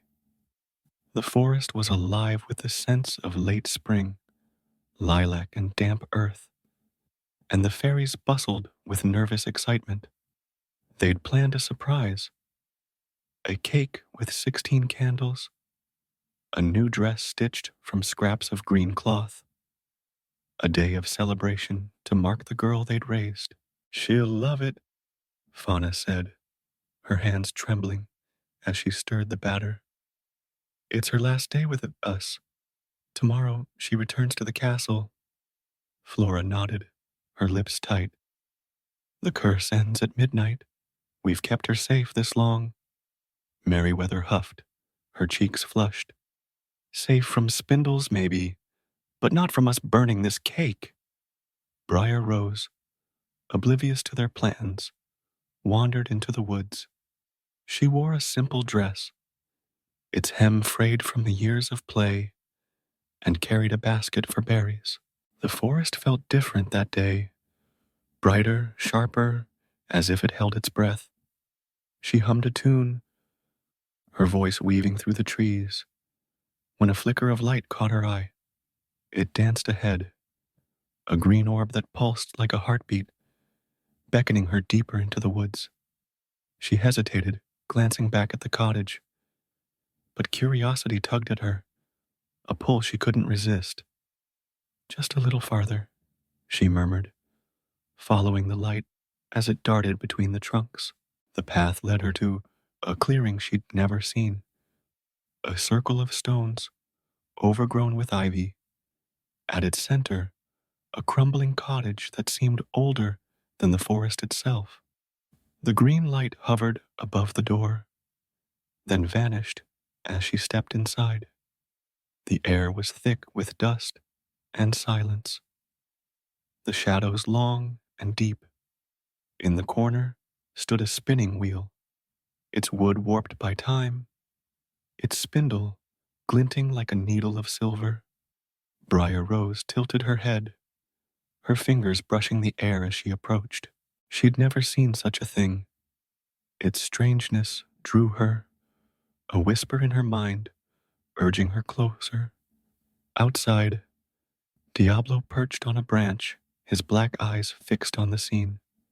Maleficent's laughter echoed through her cavern, a sound of triumph as the curse stirred to life. The fairies, sensing the shift, dropped their cake and raced into the woods, their wands flaring with desperate light. Rose! Flora shouted, her voice cracking with fear, but they were too late. Briar Rose reached out, her hand trembling, and touched the spindle. The needle pierced her finger, a single drop of blood blooming red against her skin, and she gasped, a soft, startled sound that faded as her eyes fluttered shut. She crumpled to the floor, her golden hair fanning around her like a halo, her body still as stone. The green light flared once more, then dissolved, leaving the cottage in darkness.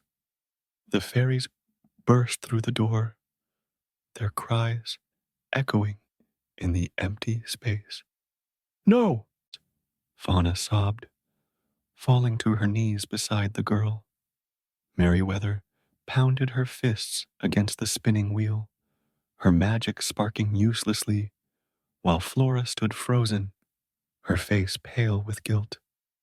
We failed her, she whispered, her voice hollow. But the curse wasn't done. A ripple spread from the cottage, a wave of sleep that swept through the forest, across the fields, and into the castle itself. Guards slumped at their posts.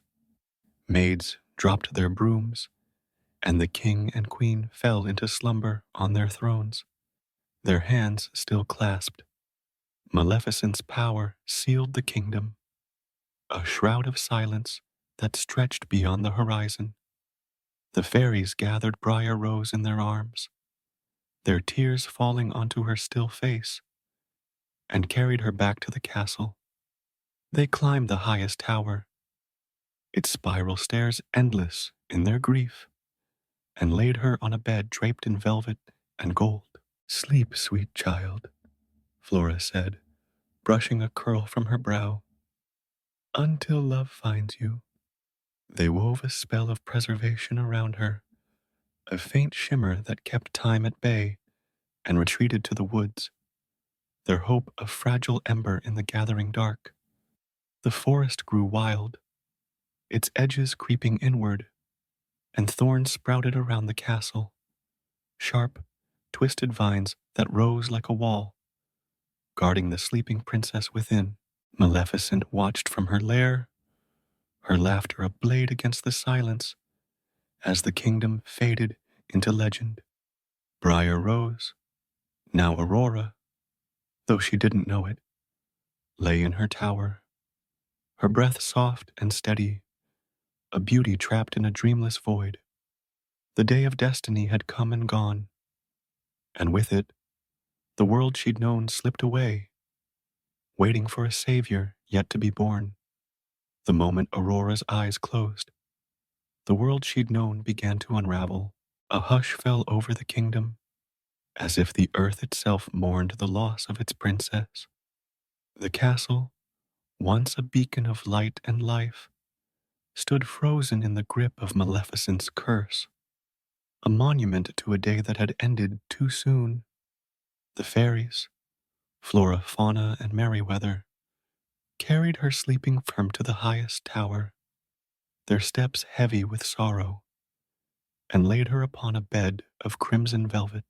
Her golden hair spilled across the pillows, her hands folded over her chest, and her face bore the serene beauty of a statue carved from dreams. The spell they wove around her shimmered faintly, a cocoon of light that held her in timeless grace, preserving her as the years began their silent march. But the curse was not content with Aurora alone. It spread like a plague, a wave of sleep that rippled outward from the tower. In the throne room, the king slumped forward, his crown slipping to rest against his brow. The queen's hand fell limp in his, her breath slowing to a whisper. Guards leaned against their spears. Maids collapsed mid-task, and even the hounds in the courtyard curled into slumber, their tails stilled. The kitchens grew cold, the fires dying to embers. The banquet tables stood untouched, their fruits hardening into husks. Beyond the castle walls, the villages followed. Farmers dropped their scythes in the fields. Children sank into the grass mid-play, and the wind carried no more songs, only silence. Then home the thorns. From the earth beneath the castle, they erupted, twisted, black vines with spines as sharp as daggers, their growth fueled by Maleficent's dark will. They climbed the walls, pierced the stone, and wove a cage around the kingdom's heart. The forest joined in, its trees stretching taller, their branches interlocking until the castle vanished beneath a canopy of shadow. The thorns were alive, writhing like serpents, their tips glistening with a venom that promised death to any who dared approach. Within days, the kingdom was gone, swallowed by a wilderness that defied maps and memory, its golden fields lost to legend. Maleficent watched from her lair, a cavern of jagged rock perched on a mountain overlooking the sleeping realm. Her throne was carved from obsidian, its edges glinting with the green flame that danced atop her staff. Diablo, her raven, circled above, his cause a chorus to her triumph. "Let them sleep," she sneered, her voice echoing through the stone. "Let their hope rot in the dust. No blade, no heart, no fool will breach my thorns." She leaned back, her crimson lips curling into a smile, her power absolute. At least, so she believed. Time turned, relentless and indifferent. The seasons cycled. Spring rains pattered against the thorns. Summer suns baked them to iron. Autumn winds stripped the forest bare, and winter snows buried the villages in white. Years became decades, decades stretched into a century, and the kingdom faded from the world's sight. Moss crept over the castle's stones, ivy choked its turrets, and the once proud banners rotted into threads. The people who'd escaped the curse's reach, those beyond the forest's edge, whispered tales of the lost realm. They called it the Sleeping Kingdom, its princess a myth, her beauty a ghost story told by firelight. She sleeps in a tower, they said, guarded by thorns and a witch's wrath, waiting for a love that will never come. Many tried to prove the tales true. Knights in gleaming armor, adventurers with hearts full of bravado, and princes from distant lands ventured into the whispering woods, their swords raised against the unknown. The thorns welcomed them, parting just enough to lure them in, then snapping shut like jaws. Their bones littered the forest floor, some impaled on spikes, others tangled in vines that squeezed the life from their lungs. The braver ones reached the castle gates, their blades hacking at the living wall. But the thorns fought back, slashing flesh and shattering steels. One prince, a youth with a golden helm, climbed halfway up the wall before a vine pierced his chest. his scream swallowed by the wind. The forest claimed them all, a graveyard of dreams beneath its canopy. Maleficent reveled in their failures. She'd stride to the edge of her mountain, her cloak billowing in the storm, and laugh as another fool fell. "Let them come," she'd say to Diablo, her eyes glinting with malice. "Each death is a thread in my tapestry of despair." Her power grew with the years, her lair a fortress of shadow where bats wheeled and the air thrummed with her magic. She believed the curse unbreakable, the kingdom hers forever, a trophy of her vengeance, sealed in silence. But fate has a way of weaving its own threads, even through the darkest looms. In a neighboring realm, beyond the reach of Maleficent's thorns, a boy was born under a sky streaked with dawn. His name was Philip, son of a king whose lineage traced back to warriors and poets. He grew tall and lean, with dark hair that fell into eyes sharp with determination, and a smile that hinted at a heart unafraid of shadows. From childhood, he'd sit at his father's knee, listening to the tales of the sleeping kingdom, stories of a princess trapped in time, her beauty a beacon in a world of dust. The old minstrels sang of her, their voices trembling with awe.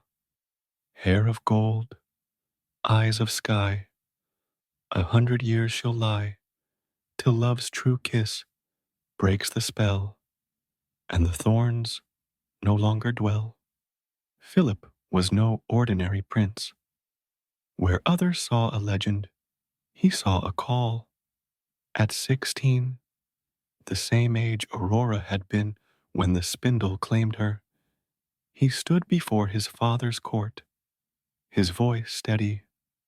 "I'll find her," he said, his hand resting on the hilt of a sword forged for him in that day. "I'll wake her, and the kingdom with her."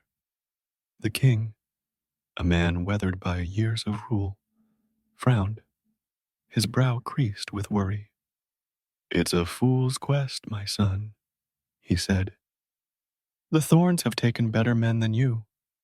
But Philip's mother, a queen with eyes like his own, placed a hand on her husband's arm. "Let him go," she whispered. "Some fates are written in the stars." So Philip prepared. He trained with the realm's finest swordsmen, his blade flashing through drills until it became an extension of his will. He studied maps, crude sketches drawn by survivors who'd glimpsed the forest's edge, and listened to the ramblings of old wanderers who'd seen the thorns shift in the moonlight. He wore no armor, choosing a tunic of deep blue and a cloak of gray, trusting speed over steel. His horse, a chestnut stallion named Samson, was his companion, its hooves pounding the earth with a rhythm that matched his pulse. And in his heart, he carried the song of the sleeping princess, a melody that grew louder with each passing year. The century neared its end. 99 years since Aurora's fall. When Philip set out, the forest loomed before him, a wall of shadow and thorn that stretched beyond sight, its air thick with the scent of decay and danger. He tethered Samson at the edge, patting the horse's flank. "Wait for me," he said, his voice steady despite the tremor in his hands. He drew his sword, its blade catching the faint light of a waning moon, and stepped into the woods. The thorns stirred, sensing his presence, their vines creaking like bones. Philip moved forward, his eyes scanning the darkness, his heart pounding with a mix of fear and resolve. He didn't know what lay ahead, only that the princess waited, her sleep a century long, her fate tied to his own. The tales had guided him here, the song had called him, and now the forest would test him. Back in her lair, Maleficent's laughter faltered. Diablo tilted his head, his black eyes narrowing, and she rose from her throne, her staff flaring with green flame. Another fool, she muttered, peering into the shadows of her scrying pool. Philip's face flickered there, a young man with a sword and a purpose, and her smile twisted into a snarl. Let him come, she hissed. The thorns will feast on his bones, and the princess will sleep forever. The castle stood silent, its towers cloaked in vines, its beauty buried beneath a century of neglect. Aurora lay within, her breath a faint whisper, her dreams a void waiting to be filled. The thorns tightened their grip, the forest held its breath, and time itself seemed to pause as Philip took his first step into the unknown. 100 years had passed, but the story was far from over. The whispering woods swallowed Philip whole, its shadows folding around him like a cloak of night. The air was thick, heavy with the scent of damp earth and the metallic tang of the thorns that loomed ahead. He gripped his sword, its blade a faint gleam in the dimness, and took a steadying breath. The forest was alive, its branches creaked with malice, its vines twitched like the limbs of a predator waiting to strike. 99 years had hardened the curse's grip, and the thorns stood as a testament to Maleficent's triumph, their black spines glinting with a hunger that had claimed countless souls before him. But Philip pressed forward, his boots sinking into the moss, his heart pounding with a resolve forged by the tales of a sleeping princess. He hadn't gone far when the thorns stirred. A low groan rumbled through the earth, and the vines lashed out, their tips slashing through the air like whips. Philip ducked, his sword flashing as he severed a tendril that snapped toward his chest. It fell wriggling to the ground, oozing a dark sap that hissed against the moss. But more rose to take its place. Thicker, faster, a wall of living blades. He swung again, his muscles burning with each strike, the clang of steel against thorn echoing through the trees. Sweat beaded on his brow. Blood trickled from a shallow cut on his arm. But he didn't falter. The castle lay ahead, its silhouette barely visible through the tangle, a promise that drove him deeper into the fray. Above, unseen in the canopy, Diablo watched, his black wings slicing the air as he flew back to Maleficent's lair. The sorceress stood before her scrying pool, its surface rippling with images of Philip's struggle. Her lips curled into a sneer, her staff flaring with green flame. Another lamb to the slaughter, she muttered, her voice a venomous thread. Let the thorns play with him a while. They've earned their feast. She leaned closer, her eyes narrowing, as Philip hacked through a knot of vines, his face set with grim determination. A flicker of unease stirred in her chest.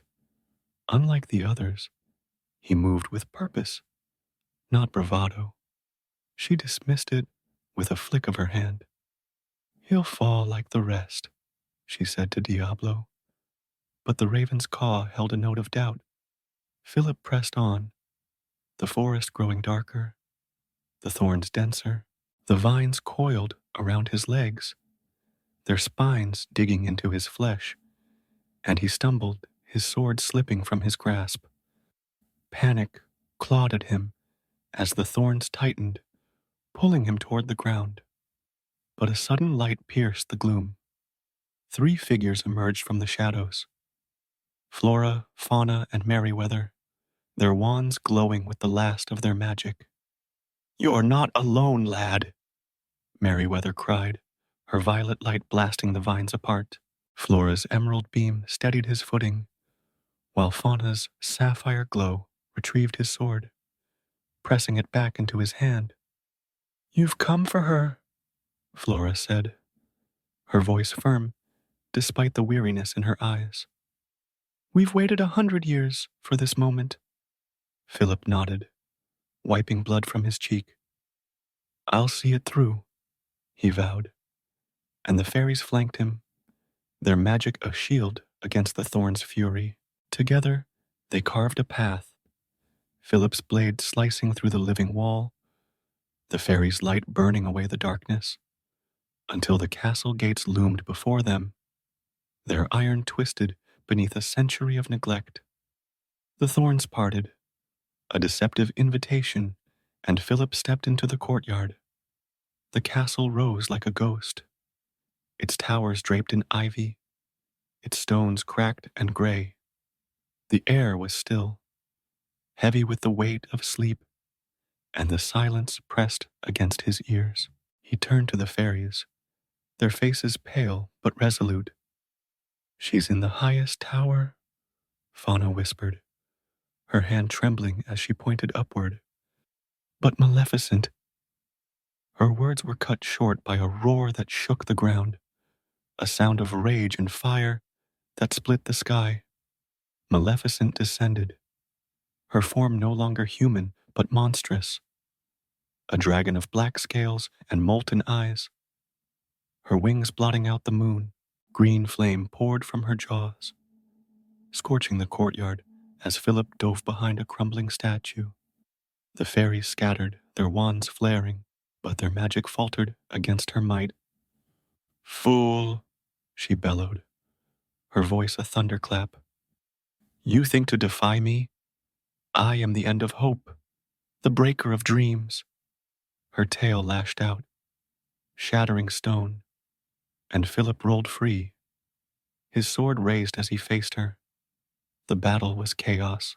Maleficent lunged, her claws raking the ground, and Philip dodged, his blade striking her scales with a shower of sparks. She roared, her breath a torrent of fire that singed his cloak, and he stumbled, heat searing his skin. The fairies rallied, Flora conjuring a gust of wind to deflect the flames, Fauna weaving a shield of light around him, Merryweather hurling bolts of violet energy at the dragon's eyes. The sword! Flora shouted, her voice cutting through the din. Enchanted sisters! Their wands converged, a beam of tri-colored light, bathing Philip's blade in the radiance, its edge glowing with the power of truth. Maleficent reared back, her wings beating a storm, and Philip saw his chance. He charged, leaping onto a fallen pillar as she lunged, her jaws snapping inches from his face. With a cry that echoed through the courtyard, he drove the enchanted sword into her chest, piercing the scales where her heart, if she had one, lay. The dragon shrieked, a sound that shattered windows and shook the thorns, and green flame erupted from the wound. She thrashed, her body collapsing into ash, her final scream fading into the wind. The courtyard fell silent, the air thick with dust and the scent of burnt earth. Philip staggered to his feet, his chest heaving, his sword clattering to the stone. The fairies rushed to him, their faces alight with hope. You've done it, Fauna whispered, tears streaking her cheeks. The way is clear. The thorns began to wither, their vines crumbling to dust, and the castle gates groaned open, revealing a spiral stair that wound into the darkness. Philip nodded, his strength returning with each step, and climbed, the fairy's light guiding him upward. The tower was a relic of time, its walls draped in cobwebs, its air cool and still. He reached the chamber at its peak, a round room bathed in the faint glow of dawn through a cracked window. There she lay, Aurora, the sleeping princess, her beauty untouched by the century that had passed. Her golden hair fanned across the velvet bed, her blue gown shimmered faintly beneath the fairy's spell, and her face held a peace that stopped his breath. She was more than the tales had promised, not just a princess, but a vision of light trapped in shadow, a dream he'd crossed a forest of thorns to reach. He knelt beside her, his hand trembling as he brushed a curl from her brow. "I have found you," he whispered, his voice rough with exhaustion and wonder. The fairies stood at the door, their wands dimming, their eyes glistening with anticipation. Philip leaned closer, his heart a drumbeat in his chest, and pressed his lips to hers. A gentle kiss, born not of duty, but of a longing he hadn't known until this moment. It was soft, fleeting, a breath against the stillness, and then her lashes fluttered. Aurora's eyes opened, blue as the sky he'd glimpsed beyond the thorns, and she drew a breath, a sound so small yet so vast it seemed to shake the tower. "Who?" she murmured, her voice a melody lost to time, and Philip smiled, his hand finding hers. "Someone who couldn't let you sleep forever," he said, his words steady, despite the tears that pricked his eyes. She sat up, her gaze sweeping the room, the fairies, the man before her, and a smile broke across her face. A dawn after 100 years of night. The castle stirred. A ripple spread from the tower. Stone creaked, vines fell away, and light poured through the windows as the kingdom awoke. In the throne room, the king stirred, his crown tumbling to the floor. The queen gasped, her hand tightening around his. Guards straightened, maids blinked awake, and the hounds barked, their tails wagging as if no time had passed.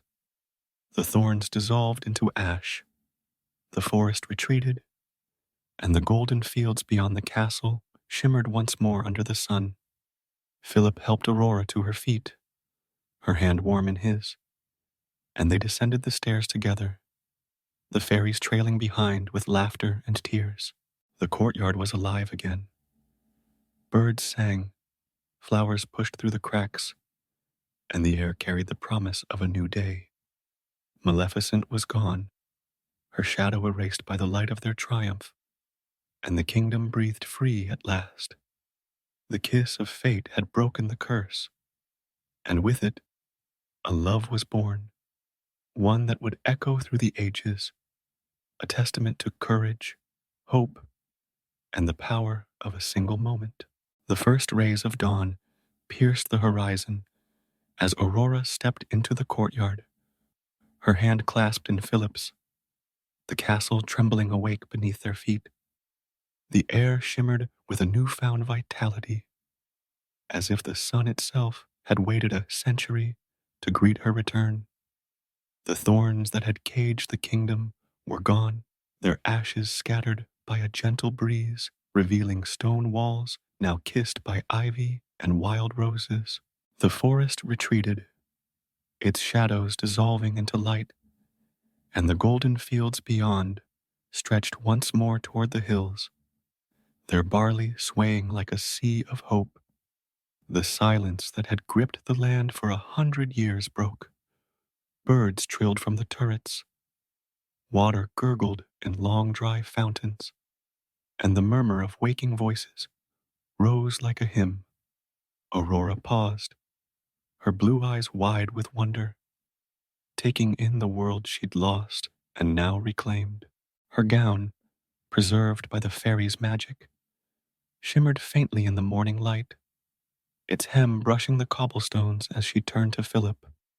"It's real," she whispered, her voice soft but steady, a melody reborn after a century of stillness. He squeezed her hand, his smile warm and unwavering. "It's yours," he said, and in his eyes she saw not just the prince who'd fought for her, but the man who'd chosen her, a choice that had shattered the curse and rewritten their fates. The fairies, Flora, Fauna, and Merryweather, followed close behind, their weary faces alight with joy. Their peasant disguises had faded, their gowns glowing once more with emerald, sapphire, and violet hues. "We knew you'd come," Fauna said, her hands clasped as tears streaked her cheeks. Merryweather darted forward, her small form buzzing with excitement. "And you gave that witch what she deserved," she crowed, her wand sparking with leftover magic. Flora, ever the steady one, placed a hand on Aurora's shoulder. "Welcome back, dear one," she murmured, her voice thick with pride. "Your kingdom has missed you." The castle doors swung open, and from within came a cry, a raw, joyful sound that echoed across the courtyard. The king and queen emerged, their royal robes crumpled from a century of slumber, their faces etched with disbelief and hope. The king, his broad shoulders stooped with age yet unbowed, stumbled forward, his crown askew. "Aurora?" he rasped, his voice breaking as he reached for her. The queen followed, her delicate frame trembling, her eyes glistening with tears that had waited 100 years to fall. "My daughter," she breathed, and Aurora ran to them, her arms wrapping around them both in an embrace that bridged the lost decades. The reunion was a storm of emotion, laughter mingled with sobs, hands clutching at one another as if to prove the moment real. "We thought we'd lost you," the king said, his voice muffled against her golden hair. "We tried to protect you, but—" The queen hushed him, her fingers brushing Aurora's cheek. "You're here now," she said, her smile fragile but radiant. "That's all that matters." Philip stood back, his sword sheathed at his side, watching with a quiet reverence as the family knit itself whole again. The kingdom stirred fully awake, its people blinking into the sunlight as if emerging from a dream. Guards shook off their stupor, their spears clattering as they straightened. Maids dusted off their aprons, marveling at the flowers blooming through the cracks, and children raced into the streets, their laughter a sound the land had forgotten. The castle kitchens flared to life, the scent of baking bread drifting through the halls, and the hounds bounded across the courtyard, barking at the sparrows that wheeled overhead. It was a rebirth, a world shaking off the dust of a century, its pulse quickening with every breath. Word spread beyond the forest's edge, carried by merchants and travelers who'd glimpsed the thorns fall. The neighboring realms sent riders, their banners snapping in the wind, and soon the castle gates thronged with visitors, eager to see the princess who'd defied a curse. Philip's father, the king of his own land, arrived with a retinue of knights, his stern face softening as he clasped his son's shoulder. "You've done what I thought impossible," he said, his voice gruff with pride. "You've brought a kingdom back to life." His mother, the queen, embraced Aurora, her eyes twinkling. "And found a heart worth waking," she added, her glance at Philip warm with approval. A grand celebration was inevitable. The castle's great hall, silent for 100 years, burst into color and sound once more. Tables groaned under feasts of roasted boar, spiced apples, and cakes dripping with honey. Chandeliers blazed with candles that cast golden light across the polished floors. Minstrels tuned their lutes, their songs weaving tales of Philip's valor and Aurora's return, while dancers spun in circles, their skirts flaring like petals. Flora, Fauna, and Merryweather joined the revelry, their wands conjuring bursts of flowers that rained from the ceiling, roses for Flora, lilies for Fauna, violets for Merryweather, until the hall was a garden of joy. At the heart of it all stood Aurora and Philip, their hands entwined as they faced the crowd. The king raised a goblet, his voice booming over the din. "To my daughter," he declared, "who has returned to us, and to the prince who broke the shadow that held her. May their days be long and their hearts unbroken." The hall erupted in cheers, goblets clinking, and Aurora felt a warmth she hadn't known since her days as Briar Rose. Freedom, love, and a future unfettered by fear. The celebration stretched into the night, but as the stars rose, Aurora slipped away, pulling Philip with her to the tower where she'd slept. The room was unchanged. The velvet bed still bore the imprint of her body. The cracked window framed a sky now bright with constellations. She stood at its edge, her golden hair catching the moonlight, and turned to him. "Why did you come for me?" she asked, her voice soft, her eyes searching his. "You didn't know me, not truly." Philip stepped closer, his hand brushing hers. "I knew the stories," he said, his tone steady but laced with wonder. "A princess trapped by time, a kingdom lost to thorns. But when I saw you, when I fought for you, it wasn't just a tale anymore. It was you." He paused, his breath catching. "I felt it here," he said, pressing a hand to his chest. "A pull I couldn't ignore, and when I kissed you, I knew it was right."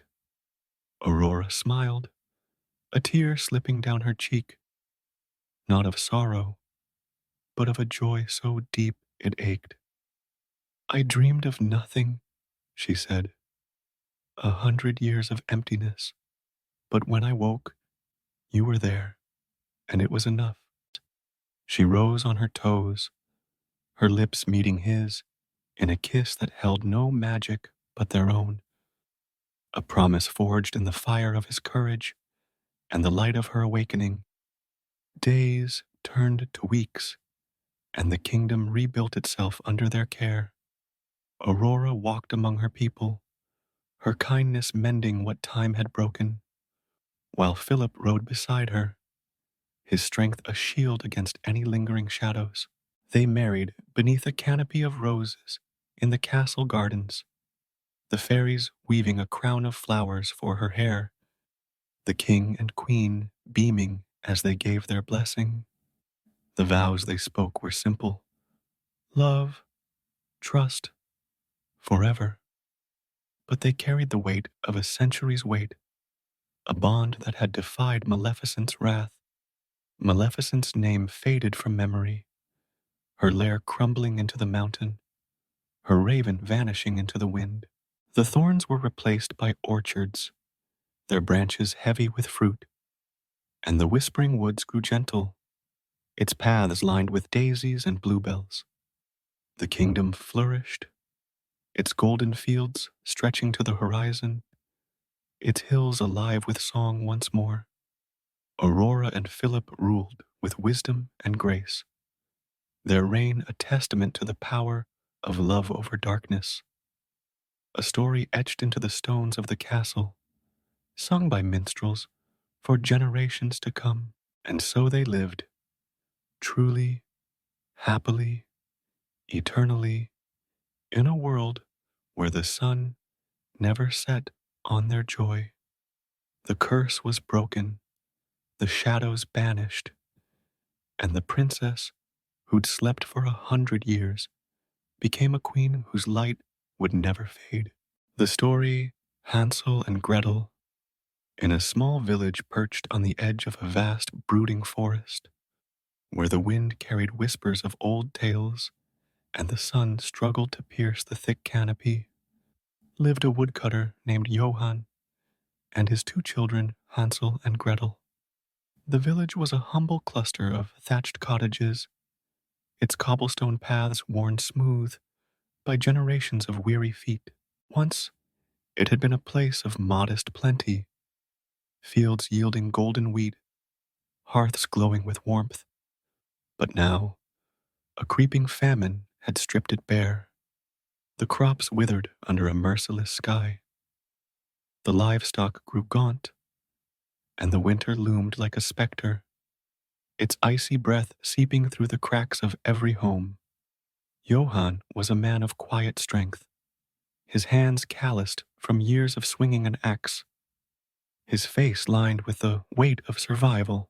His wife, the children's mother, had died years before, her gentle voice lost to a fever that took half the village with her. In her place stood Lena, a woman Johann had married out of desperation, a widow with a sharp tongue and sharper eyes, whose heart seemed carved from the same cold stone as the cliffs beyond the forest.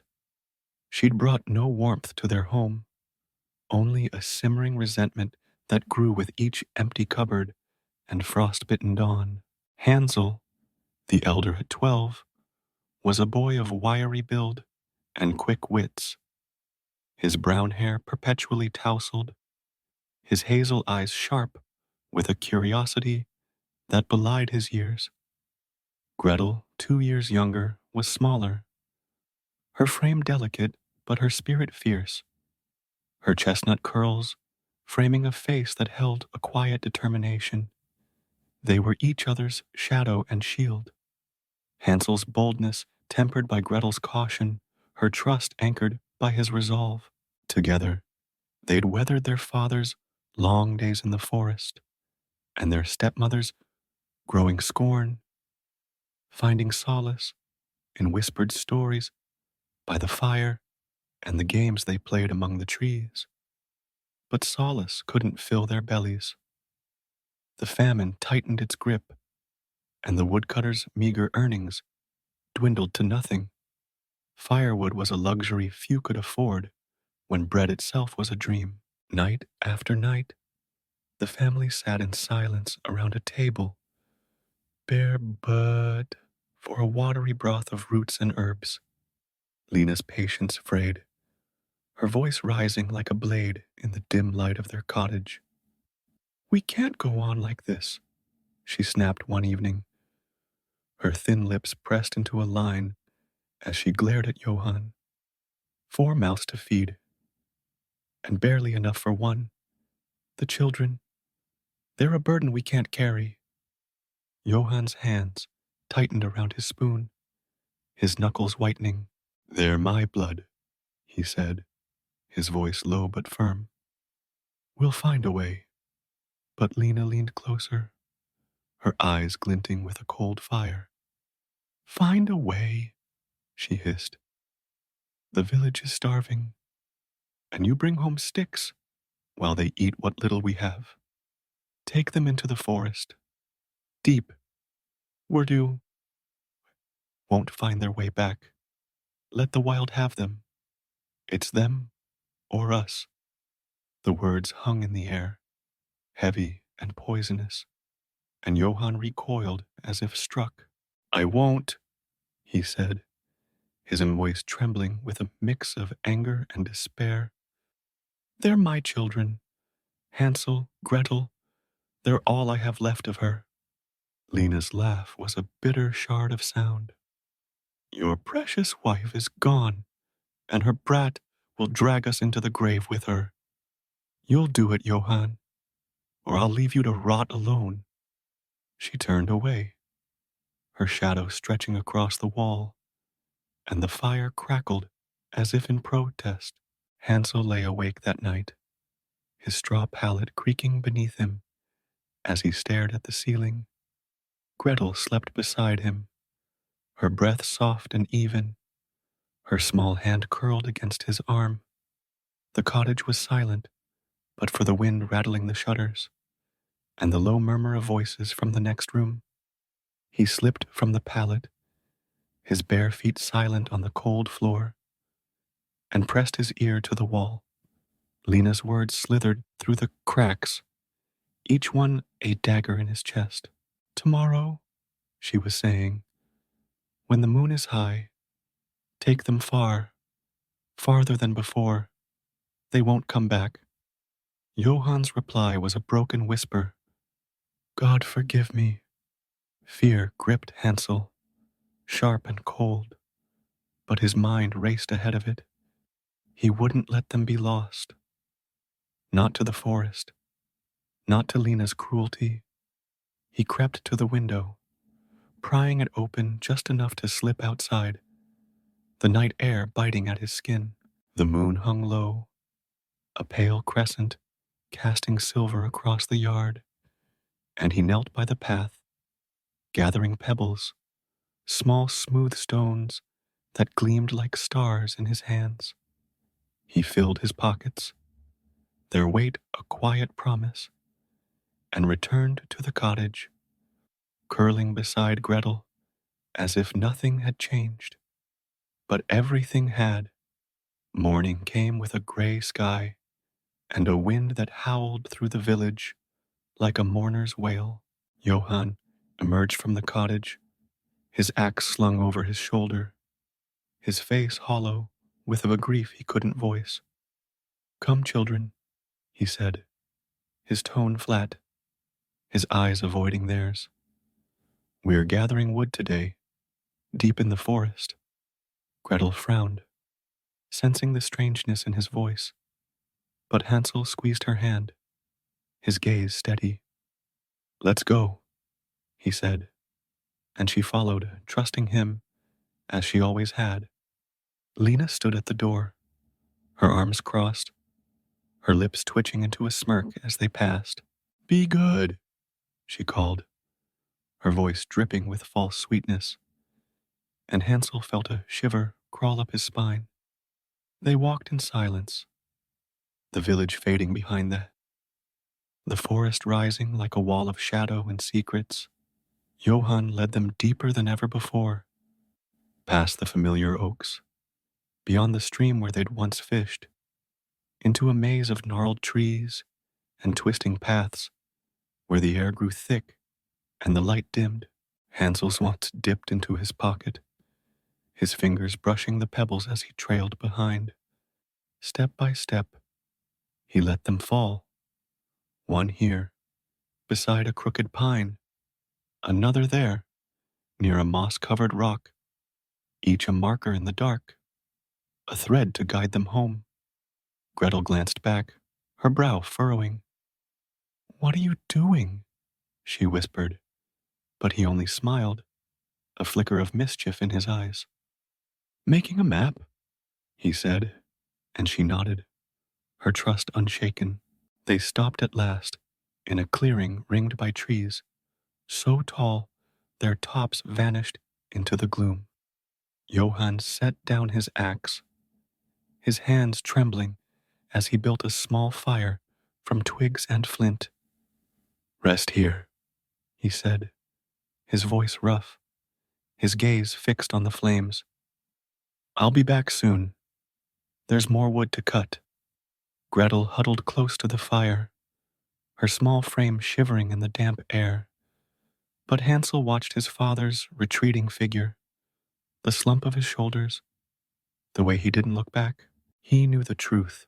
Before the footsteps faded, Johann wasn't coming back. The fire dwindled to embers as the day bled into night, the forest growing colder, its shadows deeper. Gretel's voice broke the silence, small and trembling. He's not coming, is he? Hansel pulled her close, his arm around her shoulders, his jaw tight. No, he said, the word heavy with betrayal. But we're not lost. Look. He pointed to the ground, where a pebble gleamed in the moonlight, its whiteness stark against the dark earth. Gretel's eyes widened, a spark of hope igniting in her chest. You planned this, she said, and he nodded, his resolve hardening. They waited until the moon rose higher, its light spilling through the canopy, turning the pebbles into a trail of stars. Hand in hand, they followed it, step by careful step, through the rustling leaves and snapping twigs, past the hollows where unseen eyes glinted in the dark. The forest whispered around them, its voice a chorus of hunger and mystery.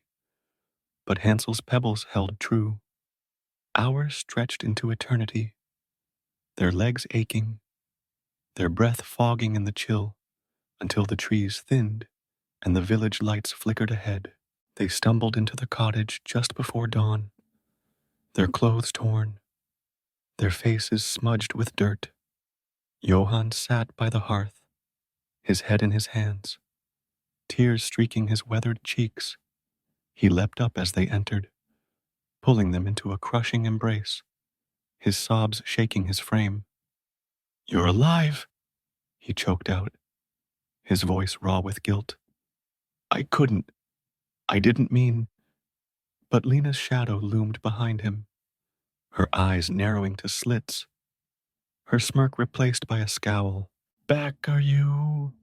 she spat, her tone venomous. "Clever little rats."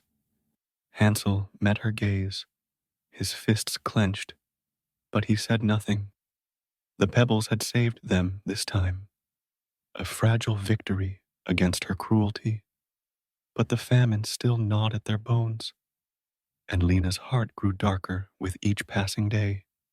The forest waited, its shadows patient and vast, and Hansel knew, deep in his gut, that their trial was far from over. The fire crackled, casting long shadows across the room, as two children clung to each other in a world that had turned against them. The dawn that greeted Hansel and Gretel's return was a pale, fragile thing, its light barely piercing the frost that clung to the cottage windows. The village lay hushed, its streets empty save for the occasional wisp of smoke curling from chimneys where fires burned low on scavenged scraps. Inside, the air was thick with the scent of damp wood and unspoken regret. Johann knelt by the hearth, his arms wrapped around his children, his tears soaking into Gretel's tangled curls. "I'm sorry," he whispered again and again, his voice a broken refrain that echoed in the stillness. "I never should have listened to her." Hansel stood rigid in his father's embrace, his hazel eyes fixed on the wall, his small frame taut with an anger he couldn't yet name. Gretel pressed closer, her cheek against Johann's chest, her fingers clutching his worn shirt as if to anchor him to her.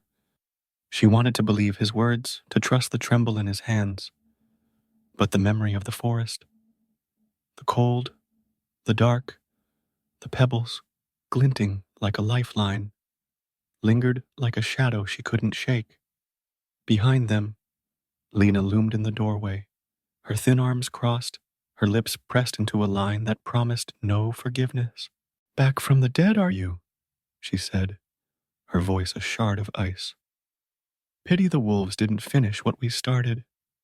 Johann flinched, his head snapping up. "Enough," he growled, his tone sharper than Hansel had ever heard. "They're home, and that's the end of it." Lena's eyes narrowed, her gaze flicking between the children like a hawk sizing up prey, but she said nothing more. She turned on her heel, her skirt swishing as she retreated to the back room, leaving a chill in her wake that the fire couldn't touch. The days that followed were a fragile truce. Johann stayed closer to home, his axe resting against the wall as he mended nets and traps, his hands busy with anything that might bring food to the table. Hansel and Gretel shadowed him, their small forms darting through the yard, gathering twigs or fetching water from the frozen well. They spoke little of the forest, but their eyes met often, silent promises passing between them, a bond forged in the dark. At night, They curled together on their pallet, Gretel's head resting on Hansel's shoulder, his arm draped protectively over her. "We made it back," she'd whisper, her voice small but steady. "We did," he'd reply, his fingers tracing the edge of her curls. "And we'll stick together no matter what." But the famine gnawed deeper, its teeth sinking into the village with a hunger that spared no one. The traps came back empty, the nets caught only mud, and the last of the barley dwindled to dust in the pantry. Lena's temper flared with each passing day, her words cutting like winter wind.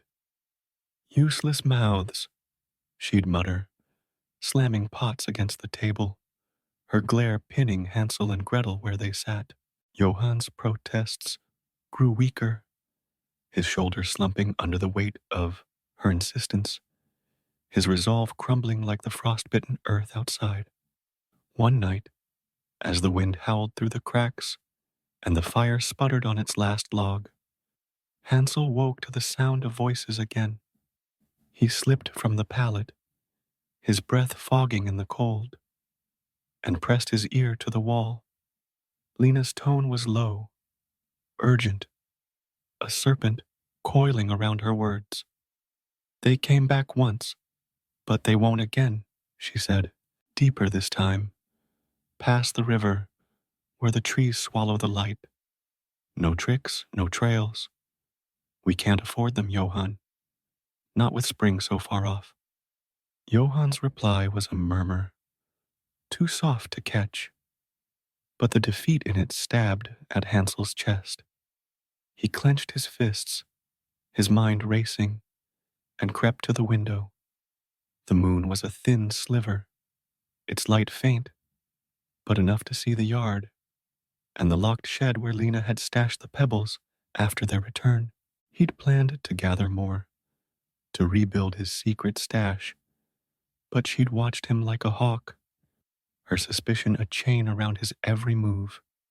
He turned back to Gretel, still asleep, her face peaceful, despite the storm brewing beyond the wall. He wouldn't let her wake to abandonment again. Not without a fight. Morning came with a gray drizzle, the sky weeping over a village too numb to care. Johann emerged from the cottage, his axe in hand, his face a mask of exhaustion. "We're going for wood," he said, his voice flat, his eyes avoiding theirs. Gretel frowned, her small hand tightening around Hansel's, but Lena's presence at the door silenced her question. "Move along," the stepmother snapped, her smirk hidden behind a feigned yawn. Hansel slipped a crust of stale bread into his pocket, the last scrap from their meager breakfast, and followed his father, Gretel, at his side, her trust in him a quiet strength. The forest swallowed them once more, its shadows deeper, its air colder than before. Johann led them past the familiar paths, over the frozen stream where ice cracked beneath their boots, and into a realm where the trees twisted into grotesque shapes, their branches clawing at the sky. Hansel's hand dipped into his pocket, crumbling the bread between his fingers, and let the pieces fall, tiny, fleeting markers scattered behind them. Gretel noticed, her eyes widening, but she said nothing, her faith in him unspoken. They stopped in a hollow where the ground dipped low, ringed by pines so dense they blocked the sky. Johann knelt, building a fire with trembling hands, his breath fogging in the chill. "Stay here," he said, his voice barely audible over the wind. "I'll fetch more wood. Won't be long." Hansel watched him go, the slump of his shoulders a mirror to the last time, and felt a pang of betrayal sharper than the cold. Gretel huddled by the fire, her small frame shivering, her curls damp with drizzle. "He's leaving us again," she whispered, her voice breaking, and Hansel pulled her close, his arm a shield against the truth. The fire flickered low, its warmth fading as the day bled into dusk. Hansel stood, scanning the ground for his trail, but the crumbs were gone, pecked away by crows that cawed mockingly from the branches above. Gretel's hand slipped into his, her fingers cold and trembling. "The pebbles worked before," she said, her tone pleading. "What do we do now?" He forced a smile, his mind racing for an answer he didn't have. "We'll find a way," he said, his voice steady despite the fear gnawing at his gut. "We always do." Night fell, a heavy blanket of darkness that pressed against them, the forest alive with rustling leaves and distant howls. They curled together beneath a pine, its branches a frail canopy against the drizzle, their bodies pressed close for warmth. Gretel's head rested on his chest, her breath shallow, her voice a whisper in the dark. "Promise me," she said, her words barely audible. "Promise we won't leave each other." Hansel tightened his grip, his throat thick with emotion. "I promise," he said, his voice a vow carved into the night. "No matter what, we're together." Sleep came fitfully, broken by the snap of twigs and the wind's eerie song. Hansel dreamed of pebbles, white stones glowing like stars, leading him home, but woke to the gray reality of a forest that stretched endlessly around them. Gretel stirred, her eyes red-rimmed but fierce, and they rose, brushing pine needles from their clothes. "Which way?" she asked, and Hansel squinted through the gloom, searching for a scene, any sign, of the path they'd lost. The trees offered no answers, their shadows mocking his hope, and the hunger in their bellies grew sharper, a claw that matched the forest's own.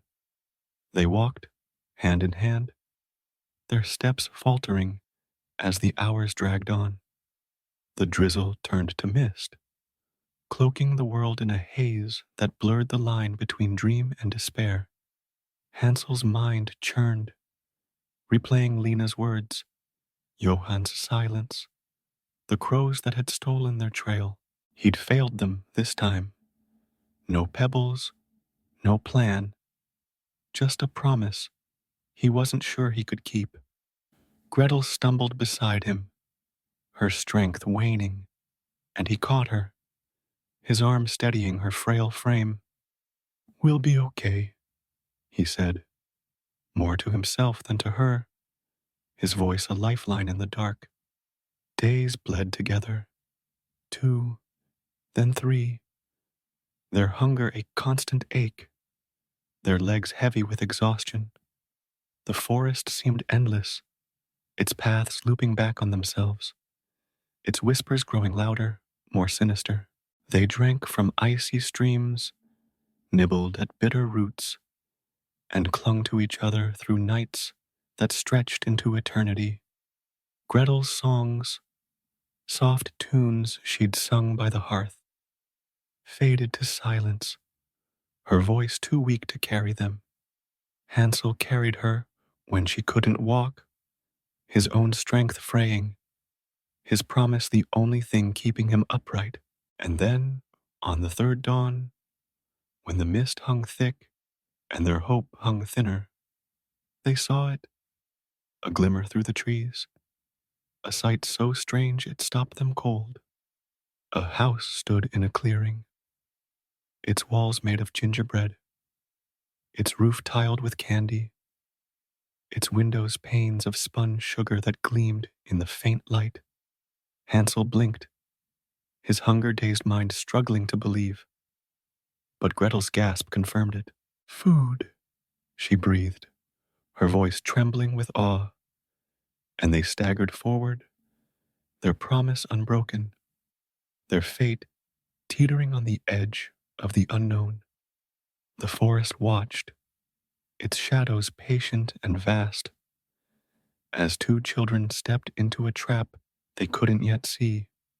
The mist clung to the forest like a shroud as Hansel and Gretel stumbled into the clearing, their eyes wet with a mix of disbelief and desperate hope. Before them stood a house unlike anything they'd ever seen, a marvel born of hunger's wildest dreams. Its walls were slabs of golden brown gingerbread, studded with gumdrops that gleamed like jewels in the faint dawn light. The roof shimmered with slabs of chocolate, its edges dripping with icing that hardened into sugary stalactites. Windows of spun sugar glowed amber, casting a warm hue across the snow-dusted ground, and a chimney puffed clouds of cinnamon-scented smoke into the air. A path of peppermint rounds led to the door, each one a perfect circle of red and white, tempting their aching bellies with every step. Hansel's mouth watered, his hunger a beast, clawing at his insides after days of roots and icy water. Gretel's small hand tightened in his, her breath quickening as she stared at the impossible sight. "Is it real?" she whispered, her voice trembling with awe and exhaustion. Hansel licked his cracked lips, his mind foggy but alert.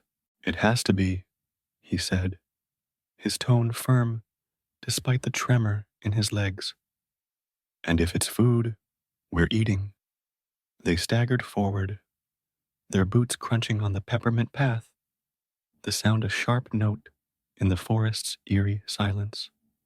They reached the wall, its surface warm to the touch, the gingerbread crumbling under their fingers like a promise kept. Hansel broke off a piece, the scent of molasses and spice flooding his senses, and shoved it into his mouth. It was sweet, rich, impossibly good, better than anything their cottage had ever held. Gretel followed, her small teeth sinking into a gumdrop, her eyes fluttering shut as the sugar melted on her tongue. Laughter bubbled up between them, a sound so rare it felt foreign, and they tore at the house with abandon. Hansel snapping off a shard of chocolate, Gretel prying loose a candy cane from the window frame. The forest faded, its shadows retreating as they filled their empty stomachs, their joy a fleeting shield against the cold. But the forest was not so easily ignored. A creak split the air, sharp and sudden, and the gingerbread door swung open with a groan. Hansel froze, a chunk of icing halfway to his mouth, as Gretel pressed against him, her sticky fingers clutching his sleeve. From the doorway stepped an old woman, her form hunched and frail, her gray hair spilling from a tattered shawl like cobwebs. Her face was a map of wrinkles, her eyes milky and sunken, but her smile stretched wide, too wide, Hansel thought, a flicker of unease stirring in his chest. She leaned on a gnarled cane, her voice a rasp that carried the sweetness of the house itself. "Well, well," she crooned, her tone dripping with warmth. "What have we here? Two little lost lambs, nibbling at my home like mice. Come in, come in. There's plenty more where that came from." She shuffled forward, her cane tapping the peppermint path, and beckoned them with a bony hand.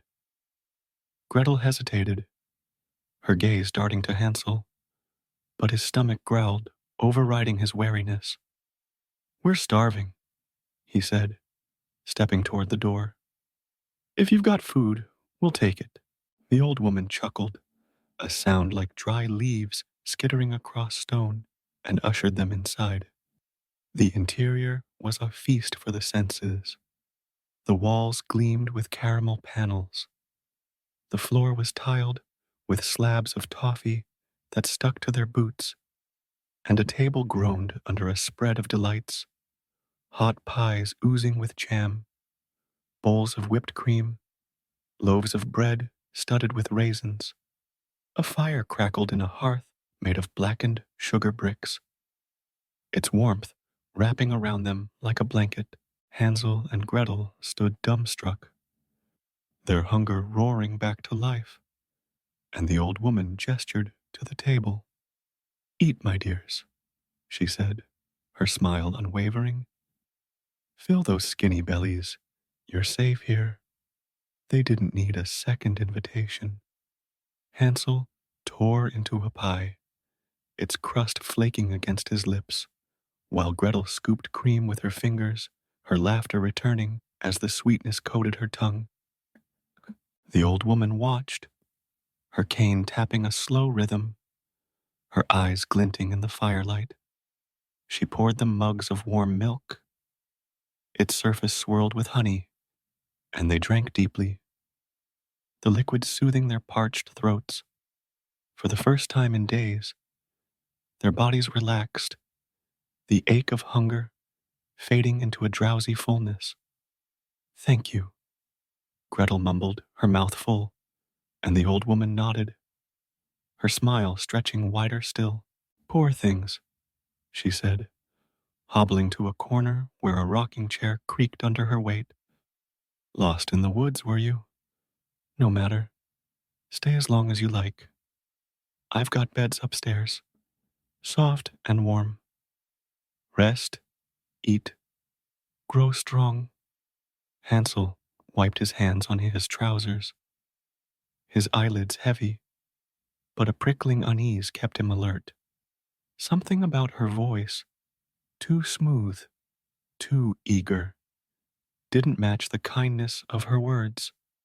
He glanced at Gretel, her face flushed with contentment, and forced a nod. We'll stay the night, he said, his tone cautious. Then we'll be on our way. The old woman's chuckle was softer this time, almost a purr. Of course, she said, rocking back and forth, her cane resting across her lap. Sleep well, my sweets. She pointed them to a narrow staircase, its steps made of fudge, and they climbed, their boots leaving sticky prints behind. The upstairs was a single room, its walls lined with marshmallow cushions, two straw beds piled high with quilts. Hansel and Gretel sank into them, their bodies sinking into the softness, and sleep claimed them fast, dreams of sugar and safety blotting out the forest's whispers. But the night held no safety. As the fire downstairs dimmed to embers, the old woman rose, her frail form shedding its pretense. Her back straightened, her movements swift and sure, and her eyes, once milky, glowed with a predatory gleam. She was no kindly crone, but a witch, her hunger as ancient as the forest itself, her house a trap baited with sweetness. She crept upstairs, her cane tapping softly, and stood over the sleeping children, her tongue flicking across her lips. Such tender morsels, she murmured, her voice a hiss of delight. A boy to fatten, a girl to serve, perfect for my pot. With a flick of hair wrist, she muttered a spell, and ropes of licorice sprang from the floor, coiling around Hansel's wrists and ankles. He jolted awake, his shout muffled as a gag of taffy wrapped around his mouth. But Gretel stirred too late, her scream cut short as the witch seized her arm. Quiet, little one, the witch snapped, dragging Gretel down the stairs, Hansel thrashing helplessly behind. She hauled him to a corner of the main room, where an iron cage stood hidden beneath a tarp of woven sugar. With unnatural strength, she shoved him inside, the bars clanging shut, and locked it with a key carved from bone. Gretel sobbed, clawing at the witch's grip, but the old woman's hand tightened like a vice. You'll work for me, girl, she said, her smile gone, her face a mask of greed. Cook, clean, tend the fire, keep your brother plump until he's ready, then you'll join him in the stew. She thrust Gretel toward the hearth, where a cauldron bubbled with a broth that reeked of something darker than spices, and handed her a broom. Start sweeping, she barked, or I'll roast him tonight. Hansel rattled the cage, his muffled cries piercing Gretel's heart, but she obeyed, her hands trembling as she swept the toffee floor. The witch settled back into her chair, her cane tapping a rhythm of triumph, her eyes never leaving her prizes. Eat well, boy, she said, tossing a loaf of bread through the bars. You've got some growing to do. Hansel glared, his fists clenched, but he took the bread, hunger and survival warring in his gut. Gretel watched, her tears falling silently, her mind racing for a way out. The house, once a haven, was now a prison, its sweetness a mask for the horror beneath. The forest outside stood silent, its shadows complicit in the witch's game, and the siblings promised to each other hung by a thread. Hansel met Gretel's gaze through the bars, his eyes fierce with defiance, and she nodded, a spark of her own resolve igniting. They were trapped, but not broken, not yet. The witch rocked in her chair, her laughter a low rumble, believing her trap secure. But hunger had sharpened more than the witch's appetite. It had honed the siblings' will, and the candy house would soon taste their fight. The candy house stood silent under a sky heavy with clouds, its sugary walls gleaming faintly in the dim light that filtered through the frost canopy. Inside, the air was thick with the scent of caramel and dread. The crackle of the hearth fire, a constant reminder of the witch's gruesome intent. Hansel crouched in his iron cage, his wrists raw from the licorice ropes, his hazel eyes burning with a fury that kept despair at bay. Gretel moved like a ghost across the toffee floor, her small hands clutching a broom, her chestnut curls matted with sweat and tears. The witch sat in her rocking chair, her gnarled fingers tapping her cane, her milky eyes glinting with a hunger that had nothing to do with the sweets surrounding them. Days bled into weeks, each one a thread in the witch's twisted tapestry. She fed Hansel relentlessly. Loaves of warm bread, slabs of chocolate, bowls of cream laced with honey, her voice a croon as she shoved the food through the bars.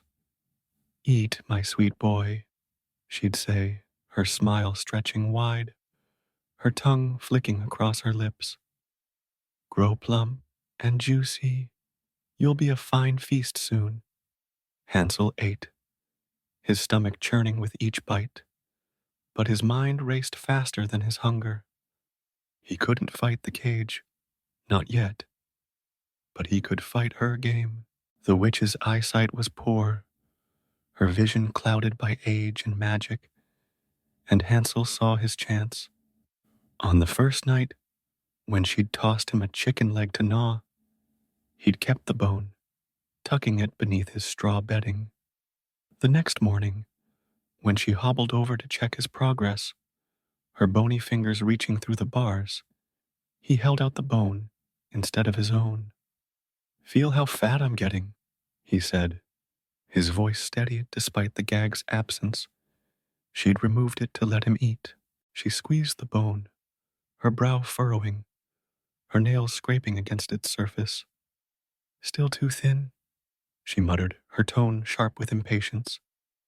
More food for you, boy. Hansel hid his relief, his gaze flicking to Gretel as she swept the floor. She caught his eye, a flicker of understanding passing between them, and nodded. a small secret signal that kept their hope alive. The trick worked day after day, the witch's frustration growing as she pinched the same chicken bone, her curses filling the house with venom. Skin and bones, she'd snarl, slamming her cane against the cage. What's taking so long? Hansel stayed silent, his defiance a quiet fire, while Gretel watched and waited, her own plan forming in the shadows. The witch worked Gretel to exhaustion, her commands a whip that drove the girl from dawn to dusk. Stir the pot, she'd bark, pointing to the cauldron where a broth simmered, its stench a mix of herbs and something darker, something that made Gretel's stomach turn. Chop the wood, scrub the floor, stoke the fire. Move, you lazy thing. Gretel obeyed, her hands blistered from the axe, her knees bruised from the sticky tiles, but her eyes never stopped moving. She studied the witch, her shuffling gait, her reliance on the cane, the way she squinted at the flames, and memorized the house, the creak of the stairs, the weight of the iron poker, the massive oven built into the wall, its door gaping like a maw. The oven was the witch's pride, a hulking thing of blackened stone and rusted iron, its interior vast enough to roast a boar or a child. She'd stoke it daily, her chants coaxing the flames higher, her laughter a cackle as she described the meals she'd make. A boy pie for the solstice, she'd say, her eyes glinting at Hansel, and a girl stew for the frost moon. Gretel listened, her fear hardening into resolve, her small hands tightening around the broom as she swept closer to the oven, learning its heat, its hinges, its hunger. Weeks stretched on, the siblings bond their only anchor in the witch's lair. At night, when the old woman dozed in her chair, her snores rattling the candy walls, Gretel crept to Hansel's cage, her whispers slipping through the bars. She's getting impatient, she'd say, her voice low, her fingers brushing his. We can't wait much longer. Hansel nodded, his jaw tight. Keep her busy, he murmured. I'll find a way out of this thing. They planned in fragments, their words a lifeline, their trust unshaken by the cage that held him or the chains of exhaustion that bound her. The tipping point came on a morning when the forest was cloaked in fog, its whispers drowned by the witch's growing rage. She'd pinched Hansel's bone for the dozenth time, her nails digging deeper, her patience snapping like a brittle twig. Enough of this, she shrieked, her cane slamming against the floor, cracking a toffee tile in two. You're not fattening up, boy, useless, scrawny thing. I'll cook the girl first. Her bones will flavor the broth. She whirled on Gretel, her eyes blazing with a manic light, and seized her arm, dragging her toward the oven. Gretel stumbled, her heart pounding, but her mind sharpened. Weeks of watching, waiting, planning surged to the surface. The witch flung open the oven door, its heat blasting out in a wave that singed Gretel's curls. The flames roaring like a beast awakened. Get in, the witch snarled, shoving her forward, her grip bruising Gretel's thin wrist. Check the fire. Make sure it's hot enough for you. Hansel rattled his cage, his shouts muffled by the taffy gag she'd reapplied, his fists pounding the bars in helpless fury. Gretel froze, her breath hitching, then turned to the witch with wide, innocent eyes. How do I get in? She asked, her voice trembling, but laced with a feigned confusion she'd practiced in her mind. It's so big, I don't know how. The witch's face twisted with irritation, her patience gone, her hunger blinding her to the trap. Stupid child, she spat, releasing Gretel's arm to demonstrate. Like this. Crawl in. Head first, you little fool. She bent forward, her shawl slipping as she climbed onto the oven's edge, her bony frame silhouetted against the flames. Time slowed. Gretel's hands moved, swift, sure, fueled by a courage she hadn't known she possessed. She lunged, her small body slamming into the witch's back, her palms shoving with all the strength her weeks of labor had built. The witch screeched, her cane clattering to the floor, her arms flailing as she tumbled into the oven, her head striking the stone with a sickening crack. Gretel grabbed the iron door, her fingers burning against the heat, and slammed it shut, the latch clicking into place with a finality that echoed through the house. The witch's screams erupted, a sound of rage and pain that rattled the sugar windows, her fists pounding the inside of the oven as the flames roared higher. Gretel staggered back, her chest heaving, her hands trembling as she stared at the door. The screams grew shrill, then hoarse, then faded to a gurgle. Swallowed by the fire's hunger, smoke seeped from the seams, thick and acrid, carrying the stench of burning cloth and flesh, and then silence. The oven glowed red, its heat pulsing like a heartbeat, and the witch was gone. Gretel sank to her knees, her sobs breaking free as the weight of it crashed over her. Fear, relief, triumph mingling in her chest. Hansel's muffled cries snapped her back, and she scrambled to the cage, her blistered fingers fumbling with the bone key the witch had dropped. The lock clicked, the door swung open, and Hansel stumbled out, ripping the gag from his mouth as he pulled her into his arms. You did it, he rasped, his voice raw, his embrace fierce. You saved us. She clung to him, her tears soaking his shirt, her small frame shaking with the aftershock. I had to, she whispered, her words muffled against his chest. She was going to take you. Hansel held her tighter, his own eyes stinging, his gratitude a silent vow that matched the one they'd made beneath the pine. They stood there, two children against a world of shadows, the candy house now a tomb for the evil that had ensnared them. The fire in the oven died to embers, the house growing still, its sweetness tainted by the ash that dusted the air.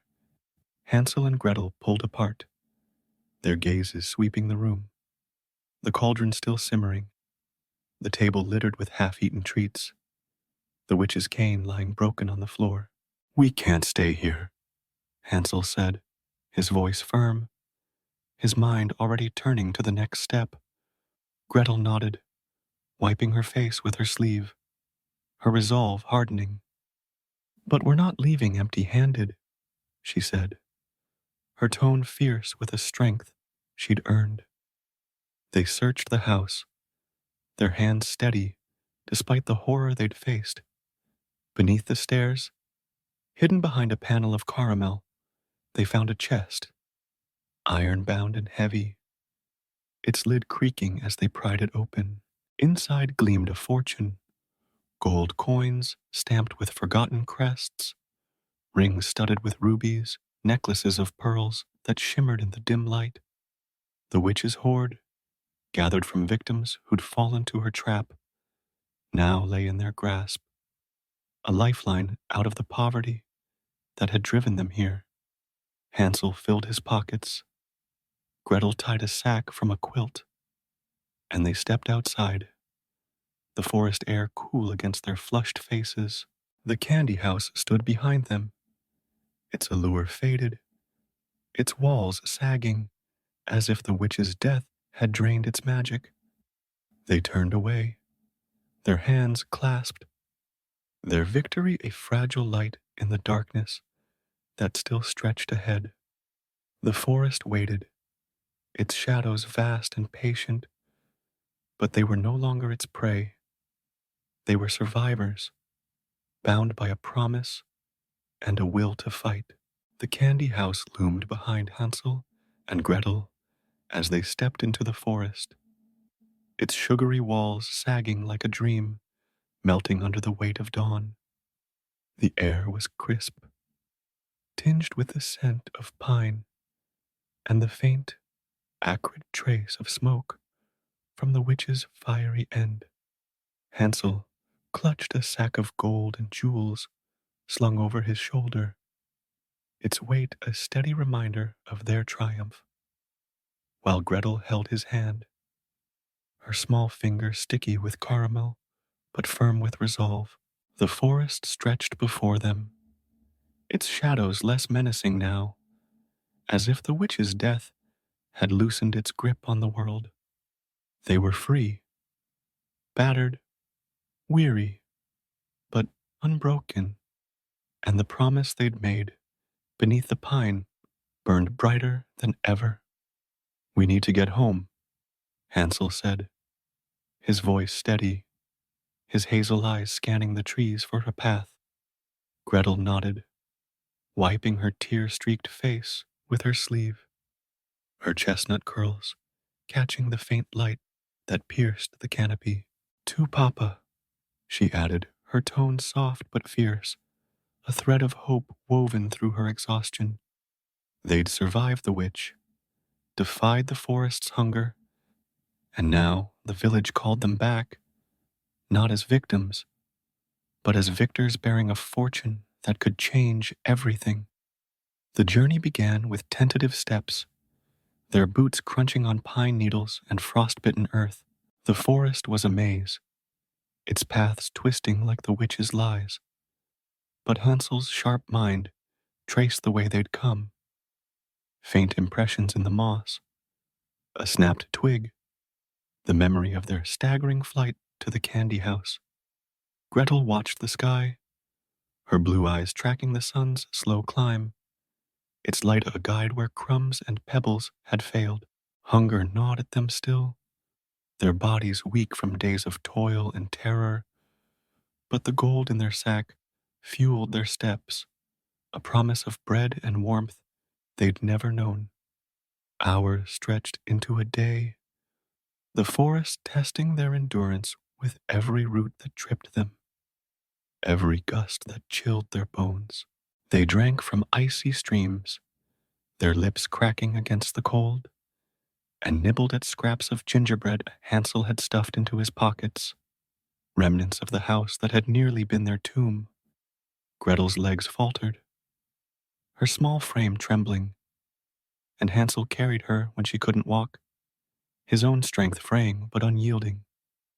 "We're close," he'd say, his breath fogging in the air, and she'd nod, her trust in him a quiet fear that kept them moving. On the second morning, as mist curled through the trees like ghostly fingers, a flutter of white broke the gloom.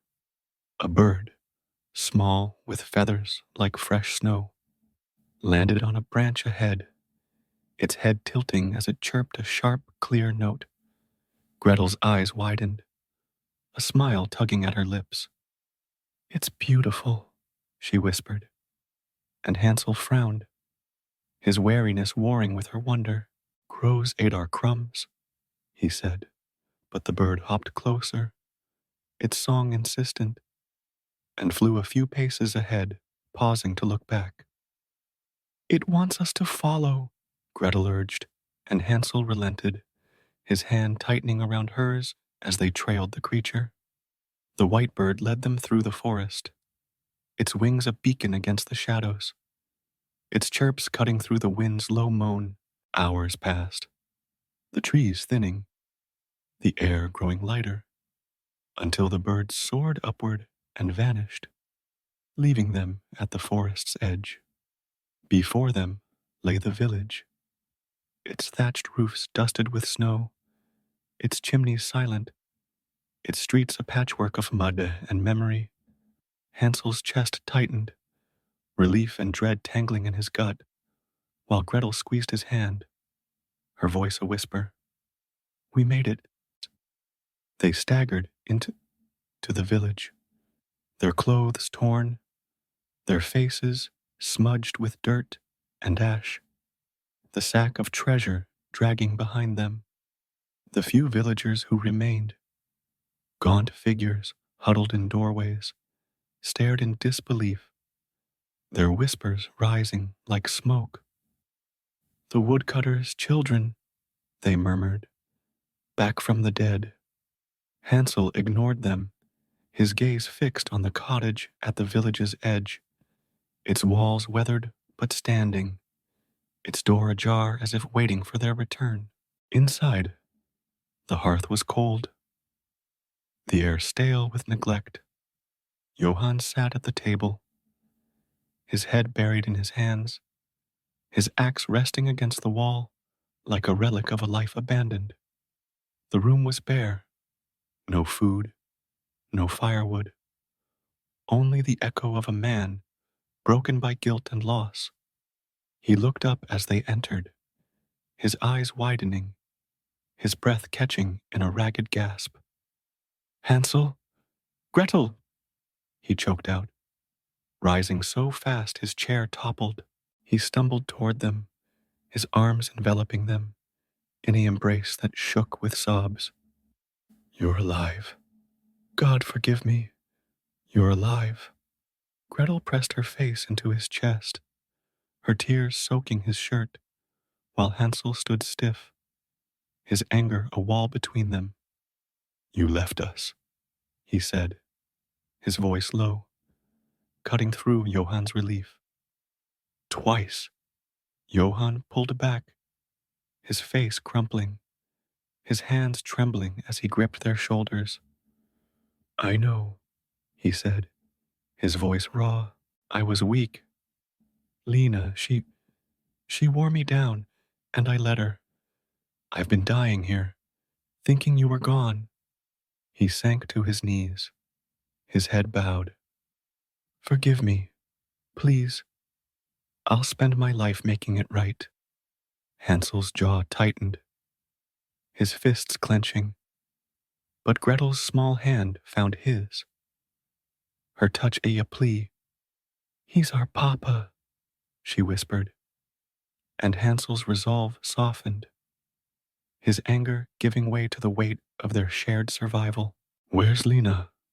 He asked, his tone flat, and Johann's gaze dropped, his voice a murmur. She left, days ago, when the last of the grain ran out, took what she could and vanished. I didn't stop her. Relief washed over Hansel, a burden lifting he hadn't known he carried, and he let the sack slide to the floor, its contents spilling across the table.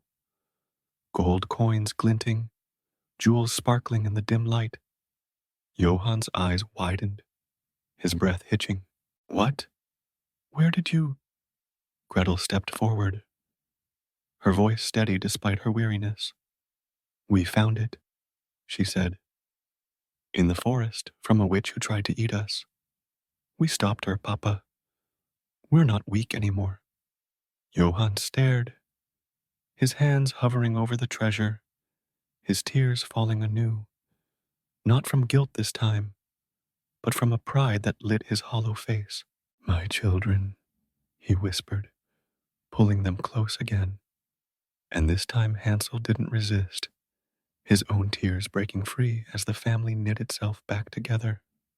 Fragile, but whole. The gold changed everything. Johann traded coins for grain from distant merchants, filling the pantry with sacks of flour and barley, the cottage alive again with the scent of baking bread. He bartered for wool and timber, repairing the walls, building a new hearth that roared with warmth. The village stirred, its people drawn by the woodcutter's sudden fortune, and Hansel and Gretel shared what they could.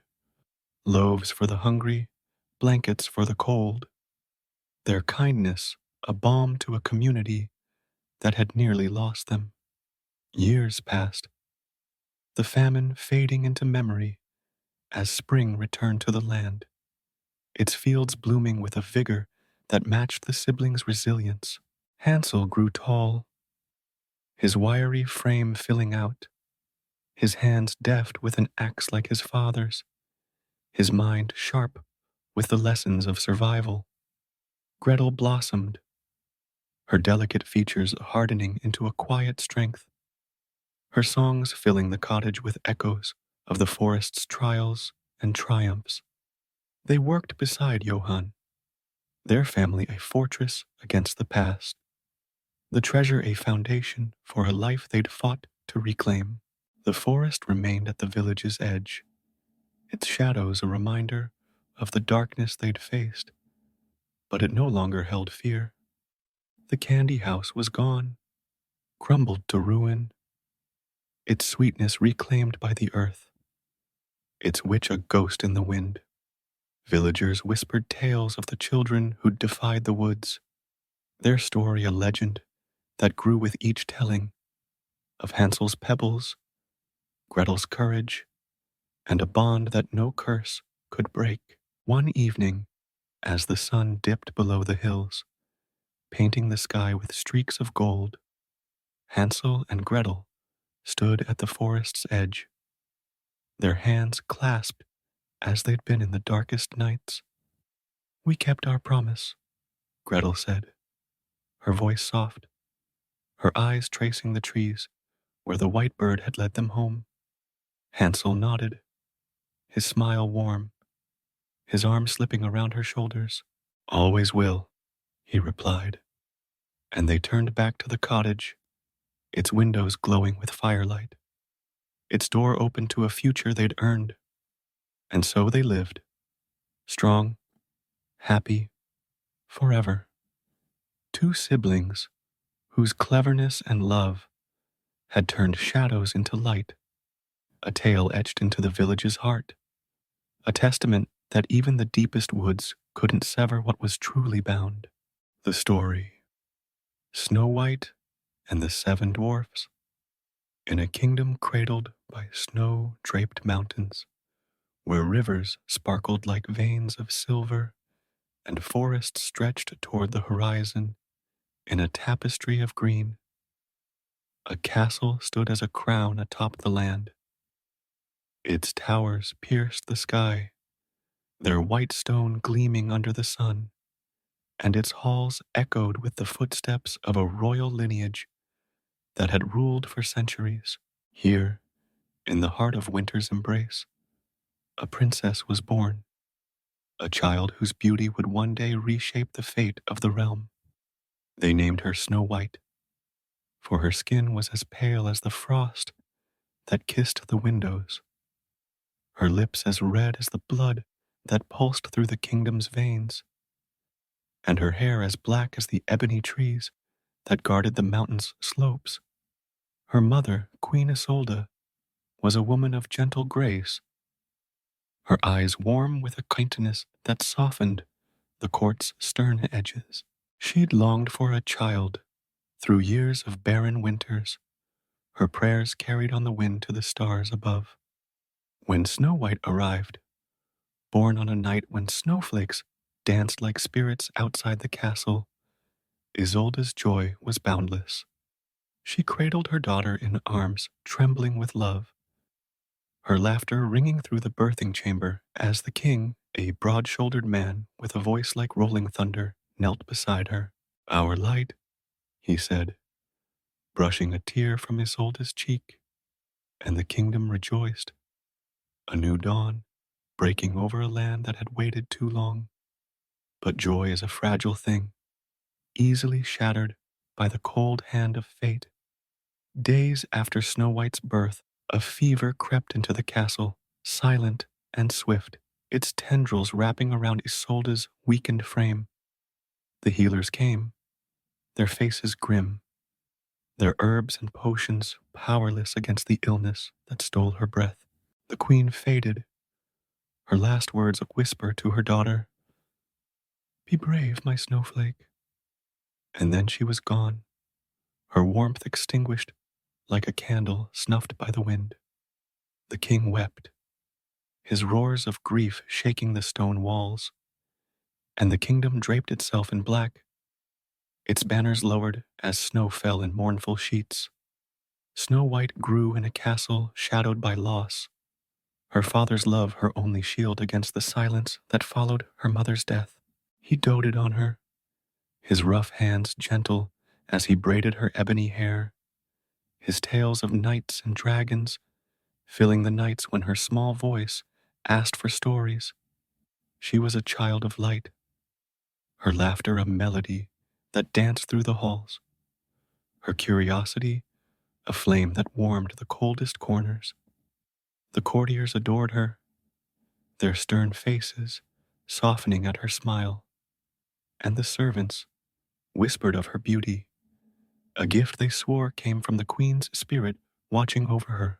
But the king, broken by solitude, sought to mend his heart. Years after Isolde's passing, he rode beyond the mountains to a neighboring realm, returning with a new bride, a woman whose beauty was a blade, sharp and cold, cutting through the court like winter's edge. Her name was Ravena, a widow of noble blood, her hair a cascade of midnight silk, her skin flawless as porcelain, her eyes a piercing green that held no warmth. She stepped into the castle in a gown of crimson velvet, her presence commanding, her smile a curve that promised more than it gave.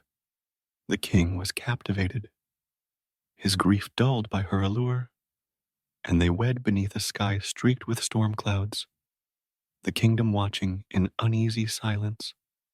Ravenna brought with her a secret, a mirror, ancient and ornate, its frame carved with runes that shimmered in the dark.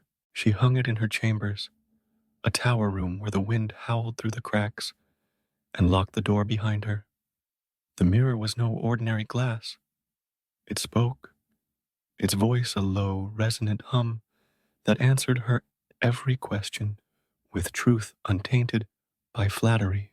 Each morning, as the sun crept over the mountains, Ravenna stood before it, her reflection framed by its silver edges, and asked, "Mirror, mirror, on the wall, who is the fairest of them all?" The mirror's surface rippled, its voice echoing through the stone. "You, my queen, are fairest of all." For years, the answer satisfied her. Ravenna ruled beside the king with a beauty that dazzled the court, her vanity a crown she wore with pride. She cared little for Snow White, her stepdaughter, a mere shadow in her radiant world, a child she dismissed with a flick of her hand.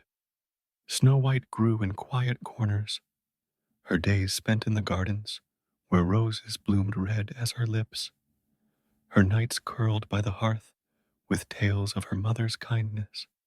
She was 7 when Ravenna's gaze first lingered on her, 7 when the mirror's prophecy began to shift. The years turned, Snow White blossoming into a beauty that outshone even the castle's grandeur. Her skin glowed with a purity that rivaled the snow. Her lips held a warmth that drew every eye, and her ebony hair fell in waves that caught the light like a raven's wing. The courtiers whispered, their voices hushed with awe, "She's lovelier than her mother ever was."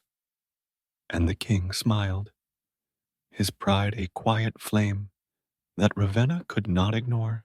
Snow White was 16, her grace a melody that filled the kingdom. When the queen's vanity cracked like ice under a thaw, it was a morning like any other, the air sharp with frost, when Ravenna stood before her mirror, her crimson gown pooling around her feet. "Mirror, mirror, on the wall," she intoned, her voice steady, her eyes fixed on her reflection. "Who is the fairest of them all?" The mirror's surface shimmered, its hum deepening, and then it spoke, its words a dagger in the silence. Snow White, my queen, is fairest of all. Ravenna froze, her breath catching, her hands clenching into fists. Snow White, she hissed, her voice trembling with disbelief. The child? That pale, simpering girl? The mirror's voice was unyielding, its truth a stone dropped into her pride. Her beauty surpasses yours, my queen. Her skin, her lips, her heart, she is the fairest in the land. Ravenna's scream shattered the stillness, her hand striking the mirror's frame, her reflection fracturing in its glass. She stormed from the room, her mind a whirlwind of rage and envy, her beauty now a mockery in the face of the prophecy. Snow White, sweet, innocent Snow White, had stolen her crown, her power, her very essence, and Ravenna would not let it stand. She summoned a huntsman that night, a man named Eric, broad and grizzled, his hands stained with the blood of deer and wolves. He stood before her in the throne room, his cloak dusted with snow, his eyes wary as she paced, her crimson gown trailing like spilled wine. Take the princess into the forest, she commanded, her voice low and venomous, her green eyes blazing with intent. Far from the castle, where no one will find her. Kill her and bring me her heart as proof. Do this, and you'll have gold beyond your dreams. Eric bowed, his jaw tight, his silence a shield against her fury. He'd served the king for years, hunted for the court's feasts. But this was no hunt for meat. Still, the promise of gold and the threat in her gaze left him no choice. As you command, my queen, he said, his voice rough, and turned to fetch Snow White from her chambers. She came willingly, her trust a child's innocence, her white gown fluttering as she followed him into the night. Where are we going? She asked, her voice bright with curiosity, her ebony hair catching the torchlight. Eric grunted, his heart heavy, and led her beyond the castle gates, past the village lights into the forest where shadow swallowed the path. The trees closed around them, their branches clawing at the sky, their silence broken only by the crunch of snow beneath their boots. Deep in the woods, where the air grew thick and the light faded to gray, Eric stopped. Snow White turned to him, her blue eyes wide, her smile faltering as she saw the dagger in his hand. What's wrong? She asked, her voice trembling, and he raised the blade, his grip unsteady, but her gaze, pure, unguarded, a mirror to the queen he'd lost, pierced him deeper than steel. Please, she whispered, her hands rising in a plea. Don't hurt me. Let me go. I'll run. I'll hide. I'll never come back. Eric's resolve shattered, his dagger falling to the snow, his breath ragged in the cold. Go, he said, his voice breaking. And don't look back. The queen wants your heart. I'll give her a boar's instead. Snow White nodded, tears streaming down her cheeks, and ran, her white gown a ghost against the dark, her footsteps fading into the forest's embrace. Back at the castle, Eric returned with a bloody heart wrapped in cloth, his hands steady as he knelt before Ravenna. It's done, he lied, his voice flat, and she seized the heart, her laughter a jagged edge in the throne room's silence. Snow White is dead, she declared, her eyes glinting with triumph, and turned to the mirror, her question a ritual renewed. Mirror, mirror on the wall, who is the fairest of them all? The mirror's voice hummed, its answer a balm to her rage. You, my queen, are fairest of all. But in the forest, Snow White lived, her heart beating wild and free, her beauty a prophecy the mirror could not yet see undone.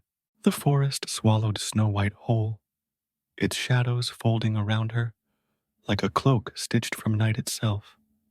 Her white gown snagged on brambles as she ran, the fabric tearing against thorns that clawed at her like the queen's wrath made manifest. Her breath came in sharp gasps, fogging in the frigid air, her bare feet sinking into the snow-dusted earth with every frantic step. The huntsman's words, "Don't look back," echoed in her ears, a drumbeat of fear that drowned out the wind's mournful howl and the distant screech of an owl perched in the skeletal trees. She didn't know where she was going, only that she had to run, to escape the dagger that had gleamed in Eric's hand, to flee the castle that had turned from home to prison.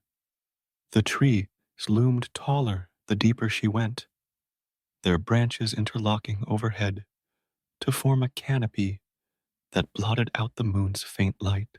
Roots twisted beneath her, tripping her as she stumbled forward, her hands scraping against bark rough as stone, her ebony hair tangled in the undergrowth, strands pulling free with each desperate tug, and her lips, red as blood, trembled with sobs she couldn't stifle. She was alone, utterly alone. The world she'd known crumbling behind her with every step into the unknown. The castle's warmth, her father's stories, the gardens where she had danced among the roses, all of it faded like a dream, replaced by the forest's cold embrace. Hours passed, or perhaps only minutes. Time lost meaning in the dark.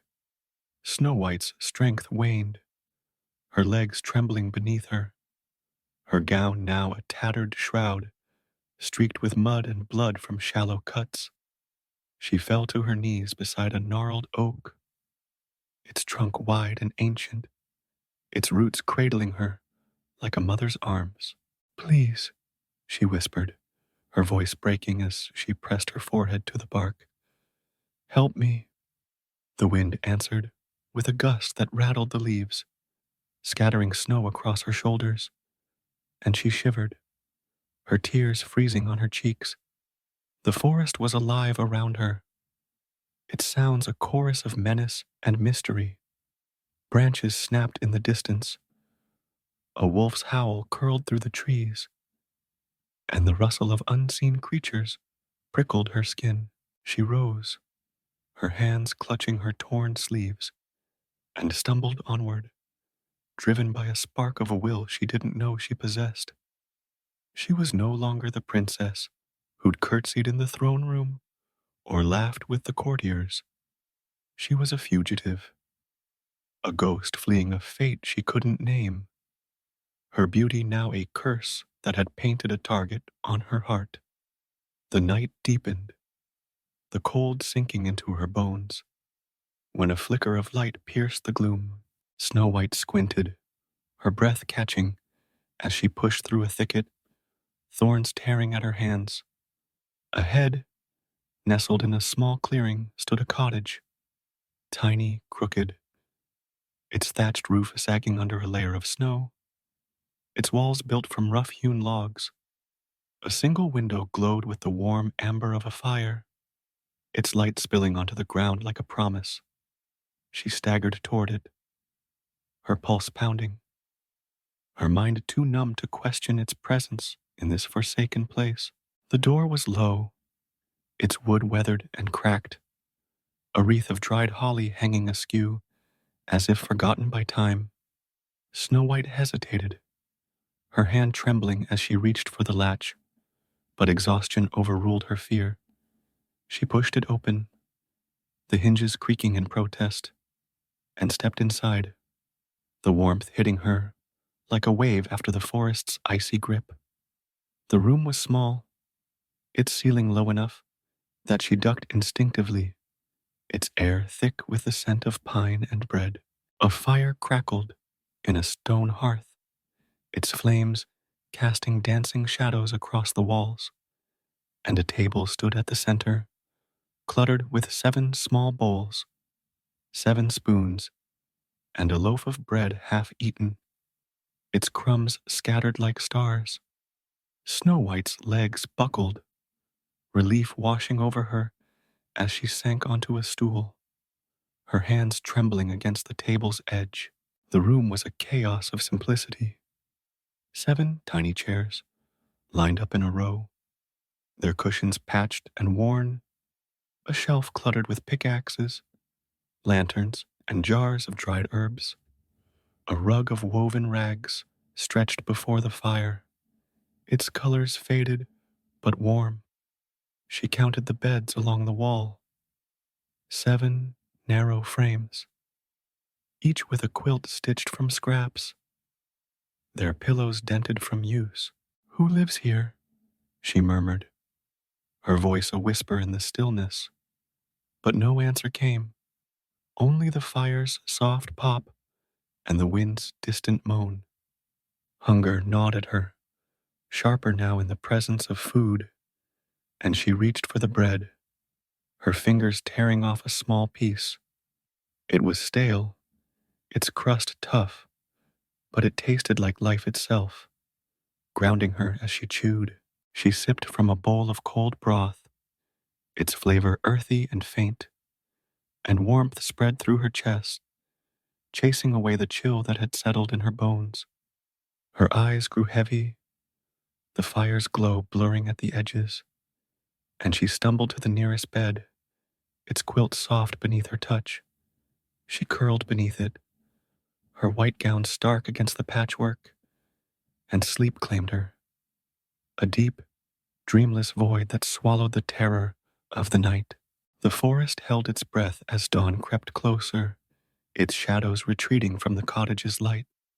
Snow White slept, her chest rising and falling, her face peaceful despite the cuts and bruises that marked her flight. She didn't hear the tramp of boots outside, the clink of tools against stone, or the low hum of voices drawing near. The door swung open, and 7 figures stepped inside, small, stout, their faces weathered by sun and wind, their clothes dusted with the gray silt of a day's labor in the mountains. They were the dwarves, miners who'd carved a life from the forest's depths, their names a roll call of quirks and strengths. Doc, with his spectacles perched on a crooked nose, grumpy, his scowl etched deep as the mines. Happy, his round cheeks split by a grin. Sleepy, his eyelids drooping even now. Bashful, his beard hiding a blush. Sneezy, his nose twitching with an itch. And Dopey, silent and wide-eyed, his cap slipping over his ears. They'd left at first light, their pickaxes slung over their shoulders, to dig for gems in the cliffs beyond the trees. And now they returned, weary but content, to their home. Doc froze mid-step, his lantern clattering to the floor as the others piled in behind him. "What in blazes?" Grumpy growled, shoving past, his eyes narrowing at the figure on Sleepy's bed. "A girl!" Happy exclaimed, clapping his hands, his grin widening. Sleepy yawned, rubbing his eyes, while Bashful ducked behind Sneezy, who sneezed loud enough to rattle the bowls. Dopey tilted his head, his cap falling into his hands, and stared, his mouth agape. Snow White stirred, the noise piercing her sleep, and her eyes fluttered open, blue as the sky beyond the forest, locking with 7 pairs of astonished gazes. She sat up, her heart leaping to her throat, her hands clutching the quilt as she faced them. "Who?" Who are you? She stammered, her voice trembling, her body tensing to flee. Doc stepped forward, his hands raised in peace, his spectacles glinting in the firelight. Easy, lass, he said, his tone calm but firm. We're the ones who live here. Question is, who are you? And how'd you find our cottage? Snow White swallowed, her fear softening at the kindness in his eyes, and the words spilled out, a torrent of terror and truth.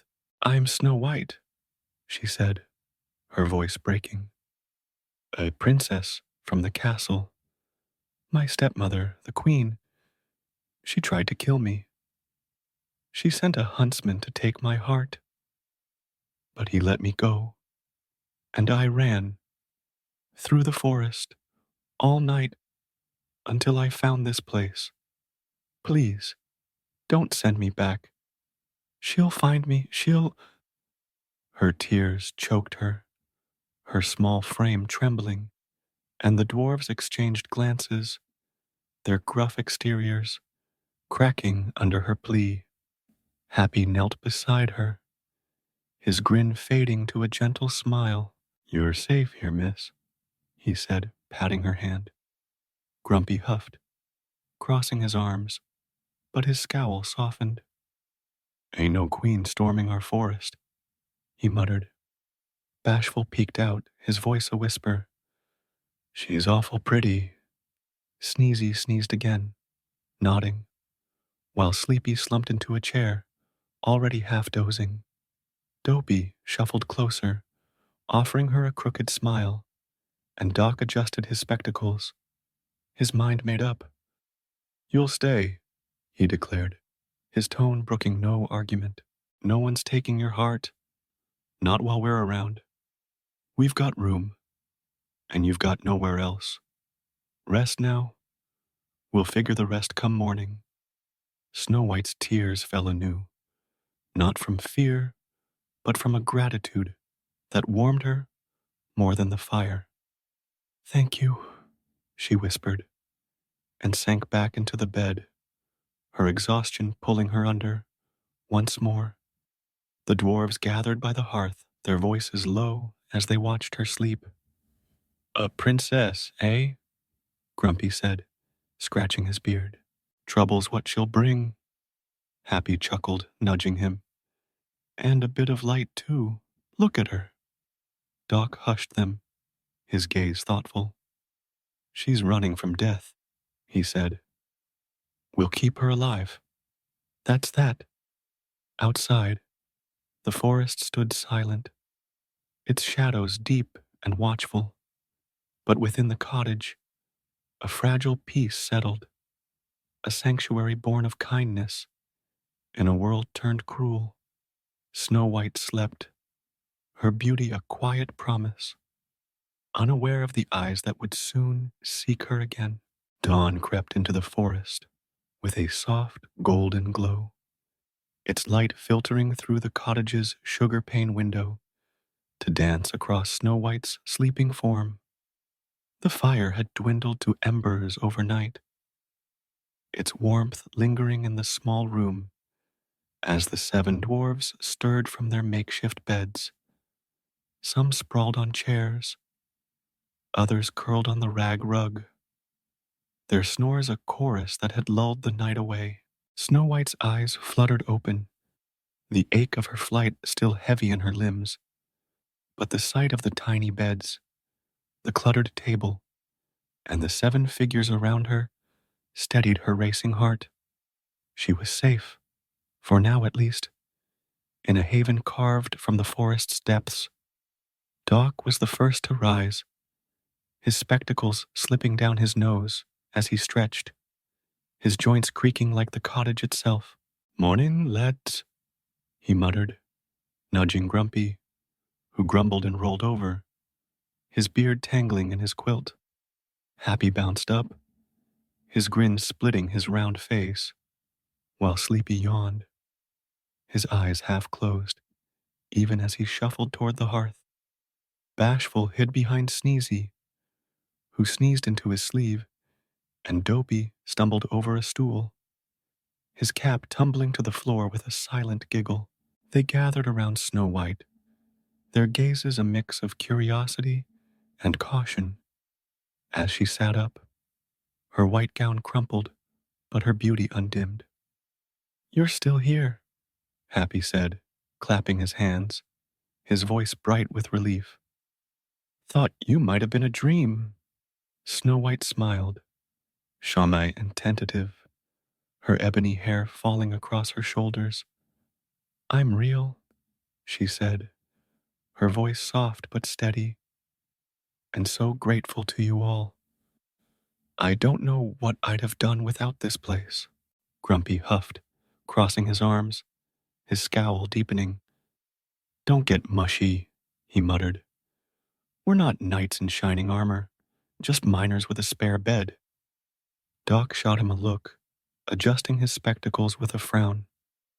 "She's a guest, Grumpy, and a scared one at that. Let's hear her out proper like." He turned to Snow White, his tone gentle but firm. "You said your stepmother wants you dead. Tell us the whole tale. Don't leave nothing out." The others nodded. Happy eagerly, Sleepy drowsily, Bashful blushing behind his beard. And Snow White took a deep breath, her hands twisting in her lap as the words spilled forth.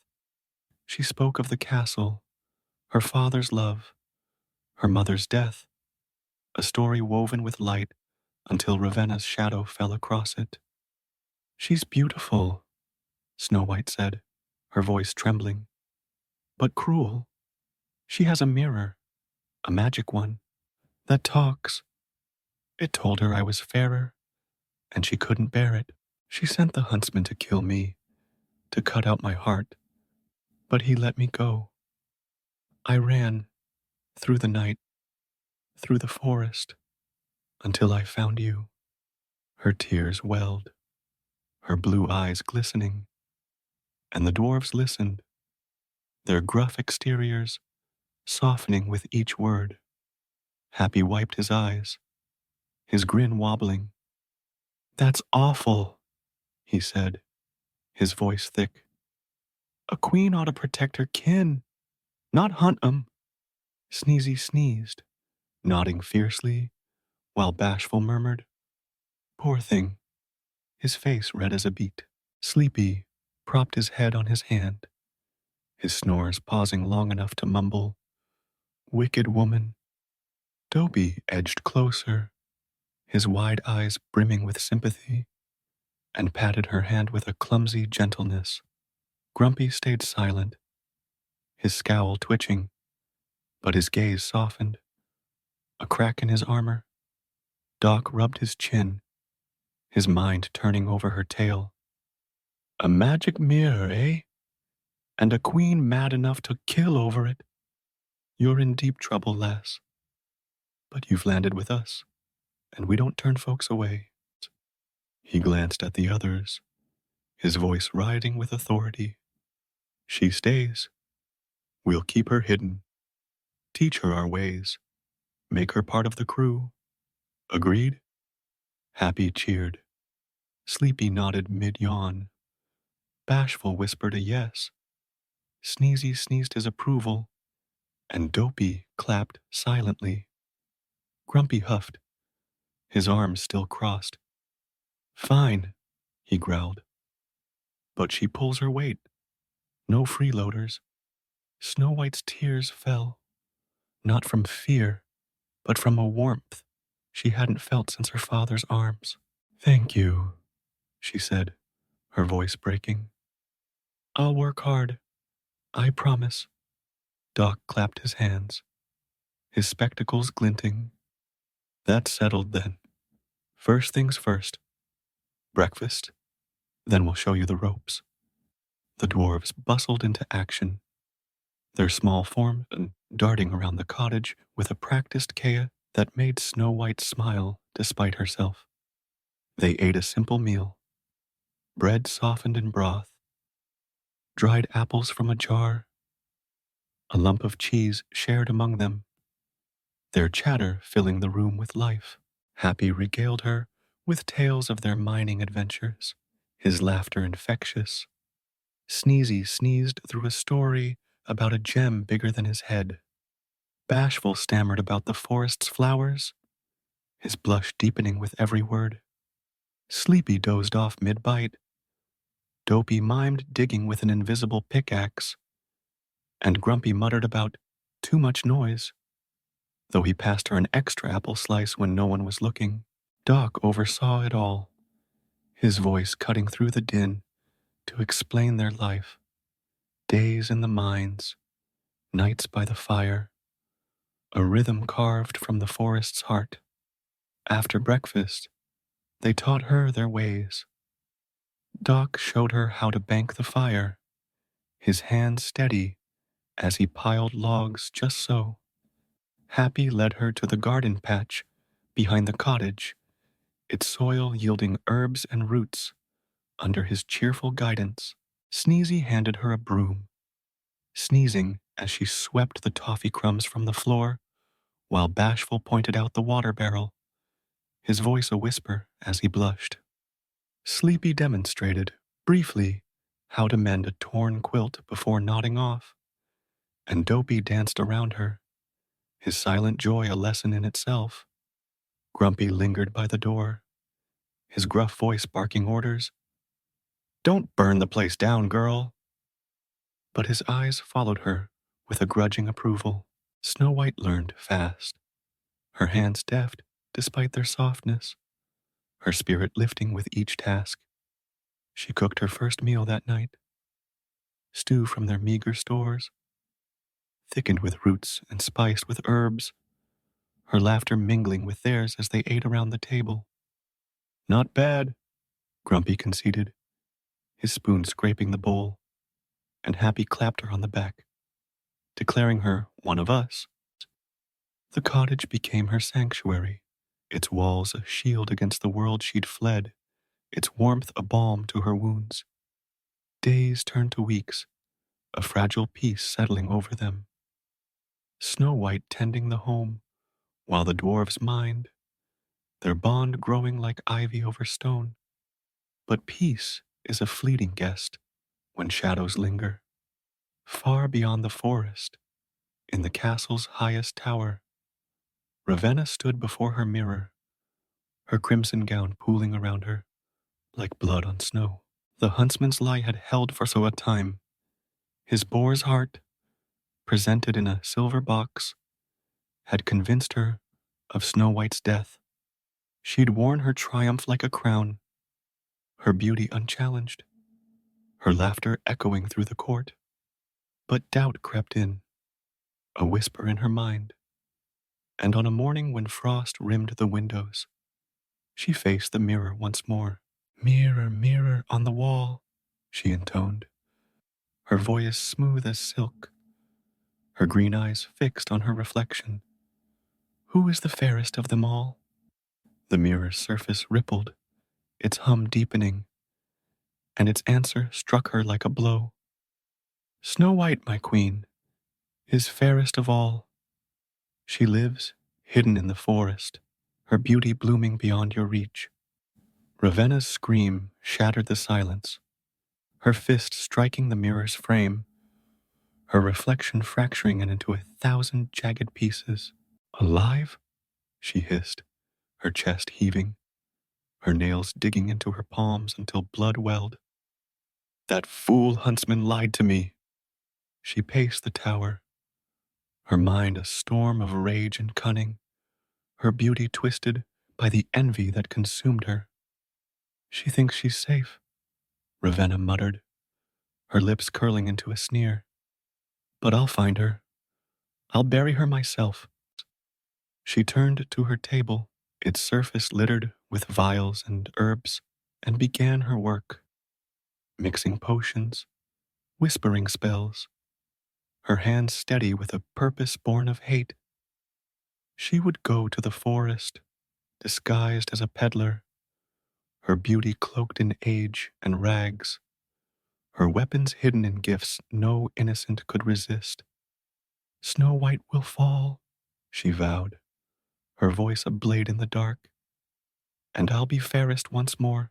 Back in the cottage, Snow White hummed as she swept the floor, the dwarf's laughter echoing from the mines beyond the trees.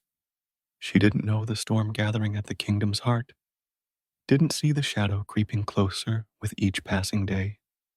The dwarves returned at dusk, their boots caked with silt, their lanterns swinging as they filed inside.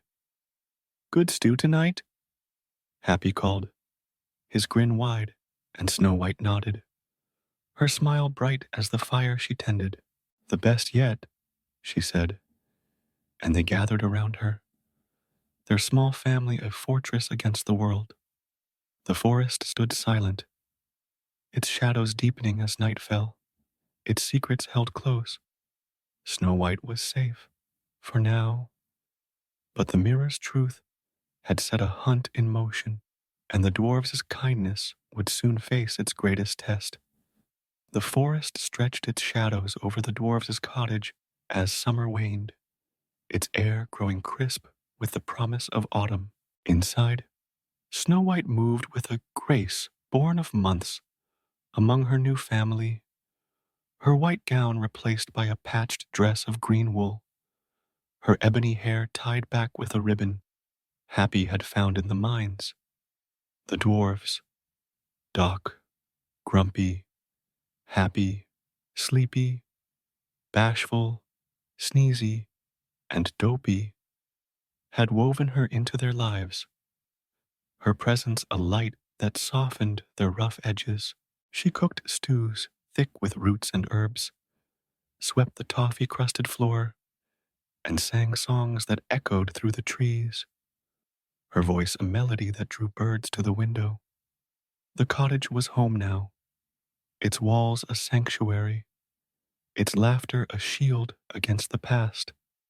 But beyond the forest, in the castle's cold embrace, Queen Ravenna's wrath simmered, her beauty a mask for the venom that fueled her.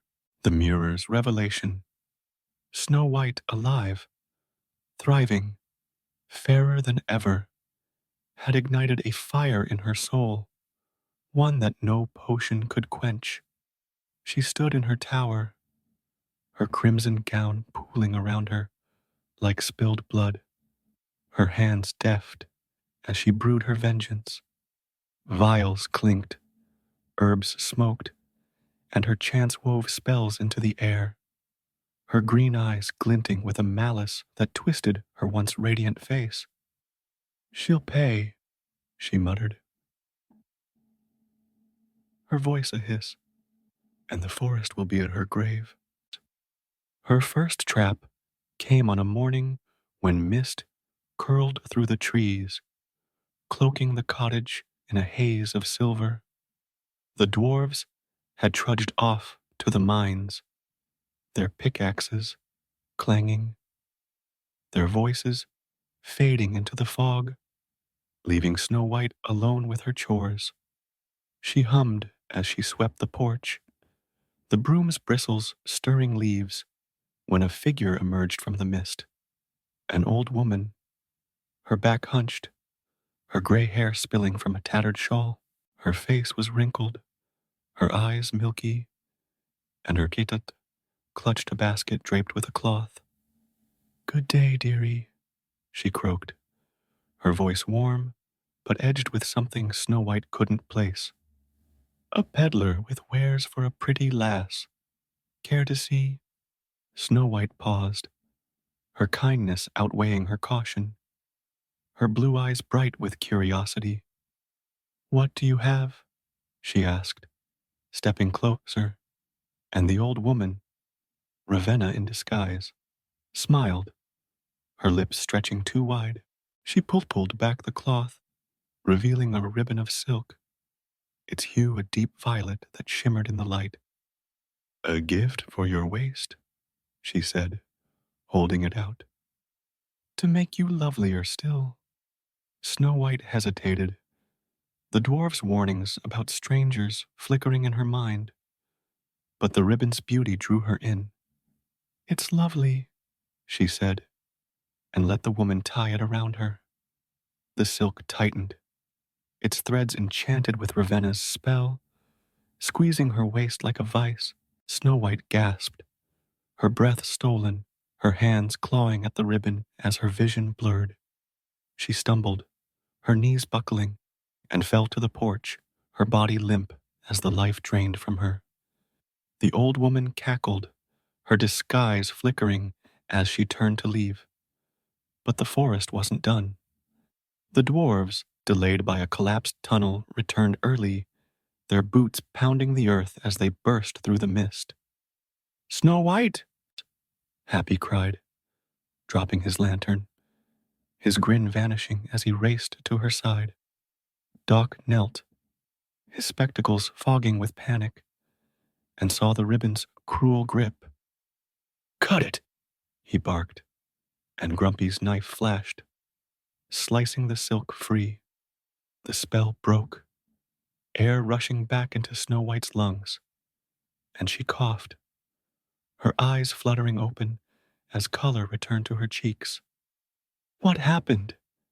she rasped, and Doc's face darkened. "A trick," he said, holding up the severed ribbon, its ends writhing like snakes before crumbling to dust. "Someone's after you, lass, and they're close."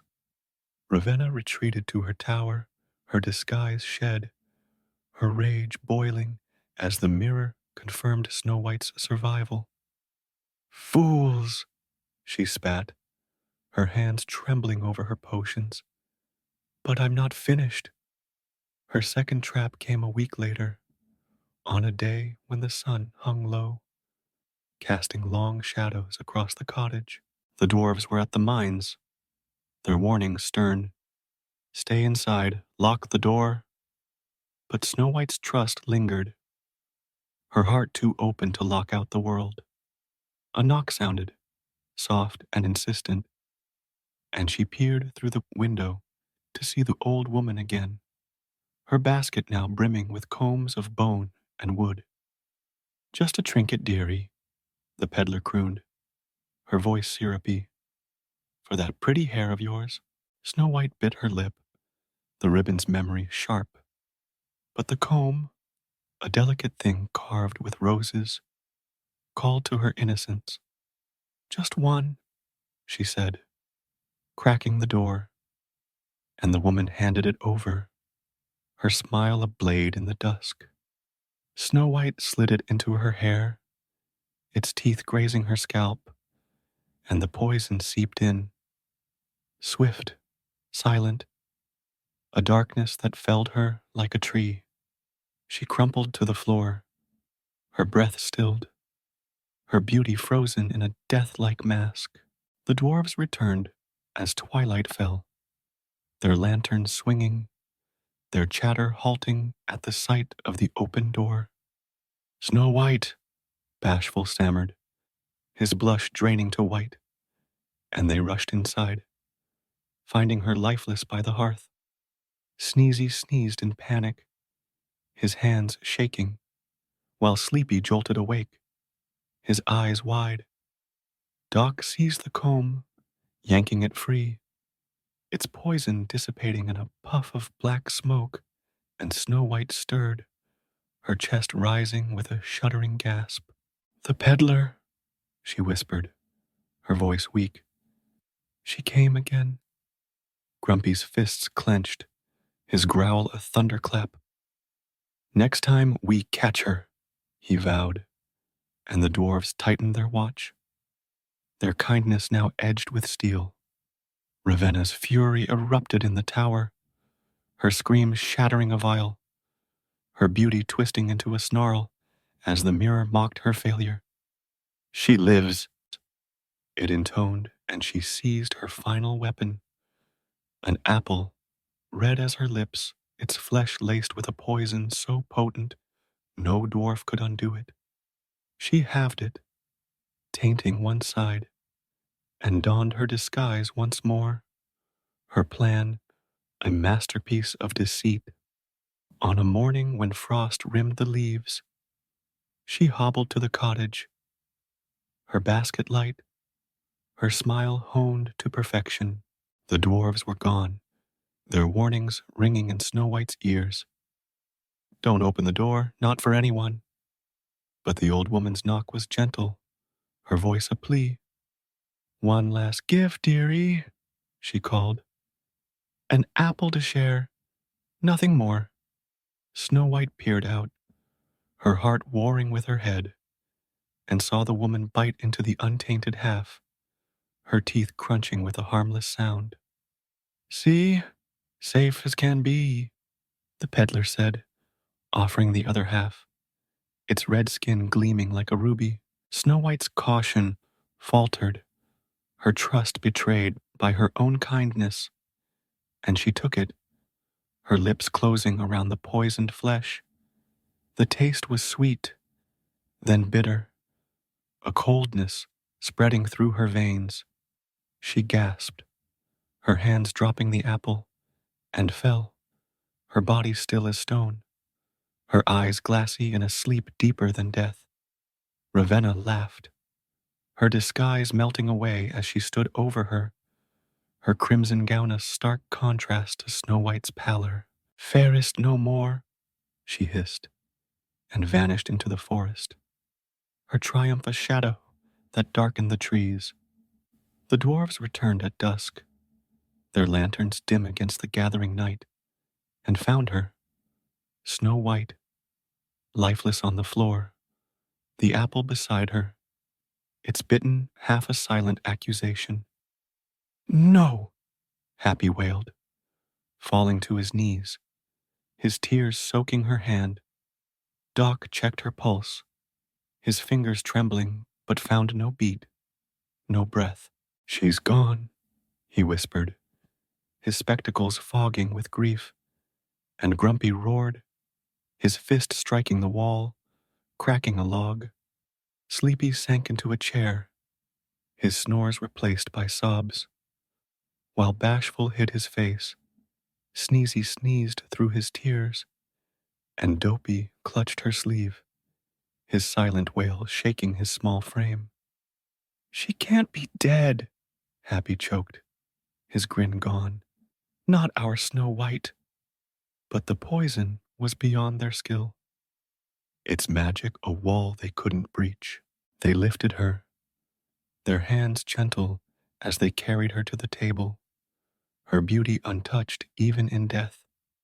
A princess frozen in time, her skin white as snow, her lips red as blood, her hair black as ebony.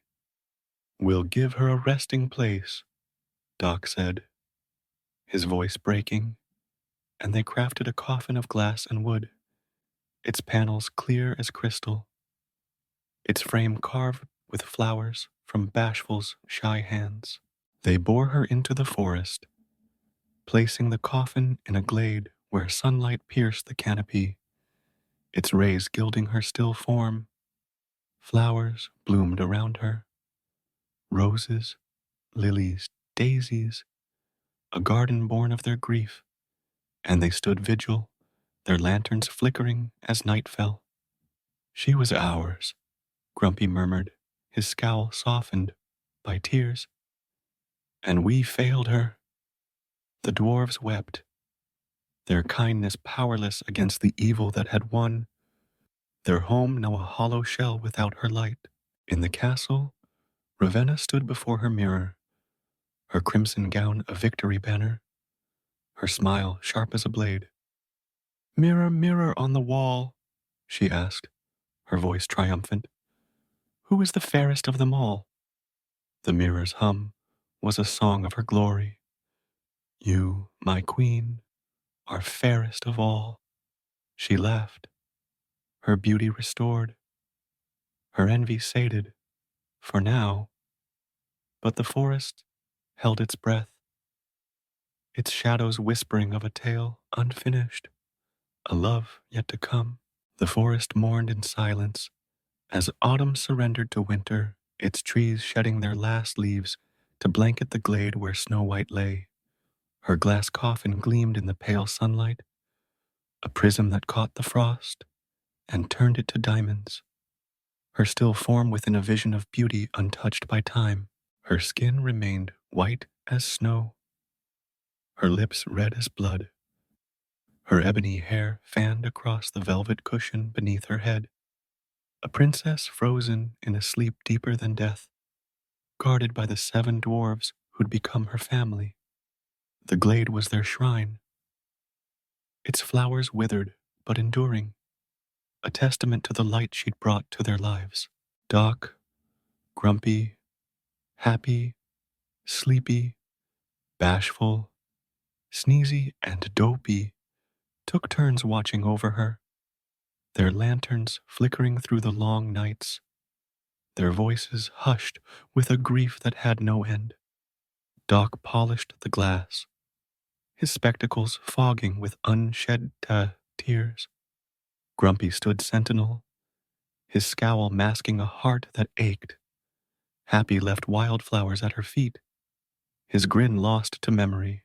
Sleepy dozed beside her, his snores a soft lament, while Bashful whispered tales of their days together, his blush hidden in the dark.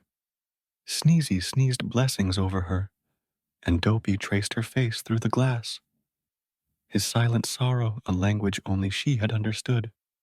She's still with us, Doc would say, his voice firm despite the crack in it. In some way she's still here. On weeks turned to months, the forest wrapping the glade in a cocoon of snow, its silence broken only by the wind's mournful song. The dwarves clung to their vigil, their cottage empty without her laughter, their days in the mines a hollow routine. They'd failed her. 3 times Ravena's traps had struck, and the third had taken her from them, and the weight of it bowed their small shoulders. Yet they couldn't let her go, couldn't bury her beneath the earth she'd brightened. The glass coffin was their promise, a fragile hope that her beauty might yet defy the poison's grasp. Beyond the forest, in the castle's cold towers, Ravenna reveled in her victory. The mirror's affirmation, "You, my queen, are fairest of all," was a crown she wore with pride, her crimson gown a banner of triumph over the girl who'd dared to outshine her. The court bowed to her beauty, their whispers silenced by her icy gaze, and the king, distant, broken by years of grief, saw nothing of her cruelty. She ruled unchallenged, her vanity sated, her heart a stone that felt no remorse. Snow White was dead, her threat erased, and Ravenna's world was hers alone, or so she believed. But fate weaves its threads in secret, and love has a way of finding even the darkest corners. On a morning when the snow fell thick and the wind carried a hint of spring, a rider emerged from the neighboring kingdom, his horse's hooves cutting through the drifts.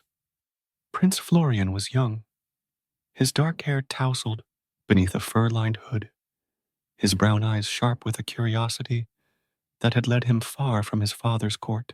He'd heard tales of the forest, a cursed realm, a lost princess, a beauty sleeping beneath glass, and the stories had stirred him, drawing him to the wilds with a longing he couldn't name. He rode into the glade by chance, his stallion snorting as it scented the dwarves' fire, and stopped short at the sight of the coffin. Snow White lay within, her beauty a beacon that pierced the gloom, her stillness a call that tugged at his soul. "Who is she?" he breathed, dismounting, his boots sinking into the snow as he approached. The dwarves emerged from the trees, their lanterns raised, their faces a mix of suspicion and sorrow. "What's your business here?" Grumpy growled, his hand on his axe, while Doc stepped forward, his spectacles glinting.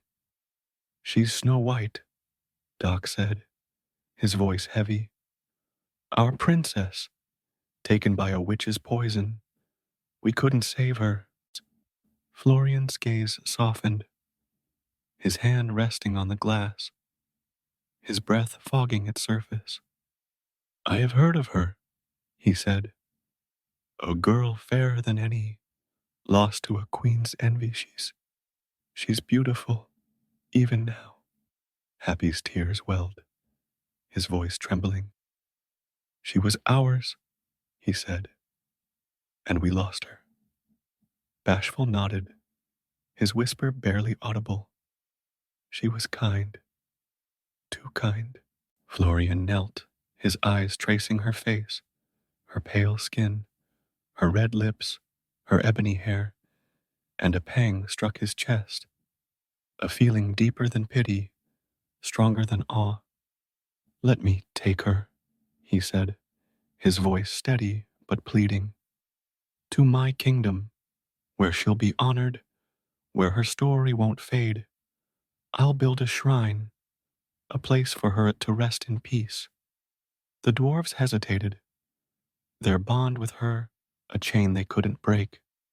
But Doc saw the truth in his eyes, a respect, a reverence, and nodded.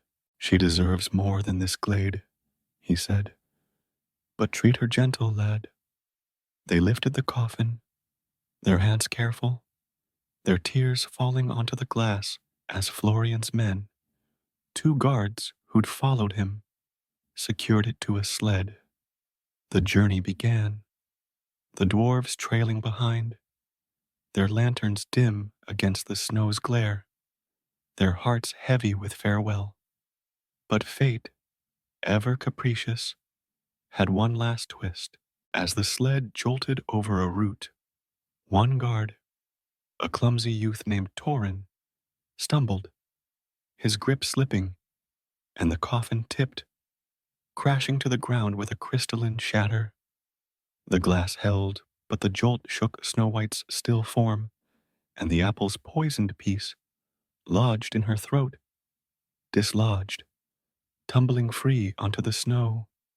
A gasp broke the silence, faint but real, and Snow White's eyes fluttered open, blue as the sky above, her chest rising with a shuddering breath. Where? She murmured, her voice a thread of sound, and the dwarves froze, their lanterns dropping as they rushed to her. She's alive, Happy cried, his grin reborn, his hands tearing at the coffin's latch. Doc flung it open, his spectacles fogging with tears, and Snow White sat up, her gaze sweeping the glade, the dwarves, the prince who stared in awe. You're back, Grumpy rasped, his scowl crumbling, and Dopey leapt forward, his arms wrapping around her in a silent hug. Florian stepped closer, his heart pounding, his hand extended to help her stand. I'm Florian, he said, his voice soft, and I came to find you, though I didn't know I'd wake you. Snow White smiled, her red lips trembling, her hand warm in his. You saved me, she said, and the dwarves laughed through their tears, Sleepy jolting awake, Sneezy sneezing with joy, Bashful blushing as he clapped. It was the fall, Doc said, his men racing. The poison! It came loose! But Florian's eyes held hers, a spark igniting between them, a love born in the moment. Her breath returned. The news spread like wildfire, carried by the wind to the castle's cold towers. Ravena stood before her mirror, her crimson gown a shroud of victory, and asked once more, Mirror, mirror on the wall, who is the fairest of them all? The mirror's hum faltered, its voice a knell. Snow White, my queen, is fairest of all. She lives, awakened by love, her beauty brighter than ever. Ravena's scream shattered the glass, her hands clawing at the frame. her rage a storm that shook the tower. "No!" she roared, her beauty twisting into a mask of madness, and she fled to the balcony, her eyes wild, as she faced the kingdom she'd ruled. The court stirred, whispers of Snow White's return reaching the king, his grief lifting as hope rekindled. Ravenna's power crumbled, her lies unraveling, and in her fury, she stumbled, her foot catching on the balcony's edge, her body tumbling into the abyss below. She fell, a crimson streak against the snow, her scream fading as she struck the rocks. Her reign ended by her own hand. The mirror's shards lay silent, its truth her undoing, and the castle breathed free at last. Snow White returned to the kingdom, her hand in Florian's, the dwarves at her side, her protectors, her family. The king wept as he embraced her, his crown slipping as he knelt, his voice a prayer. "My daughter, my light, your home." The court cheered, their banners rising, and the forest's shadow retreated, its curse broken by a love that defied death. Florian knelt before her, his brown eyes steady, his words a vow.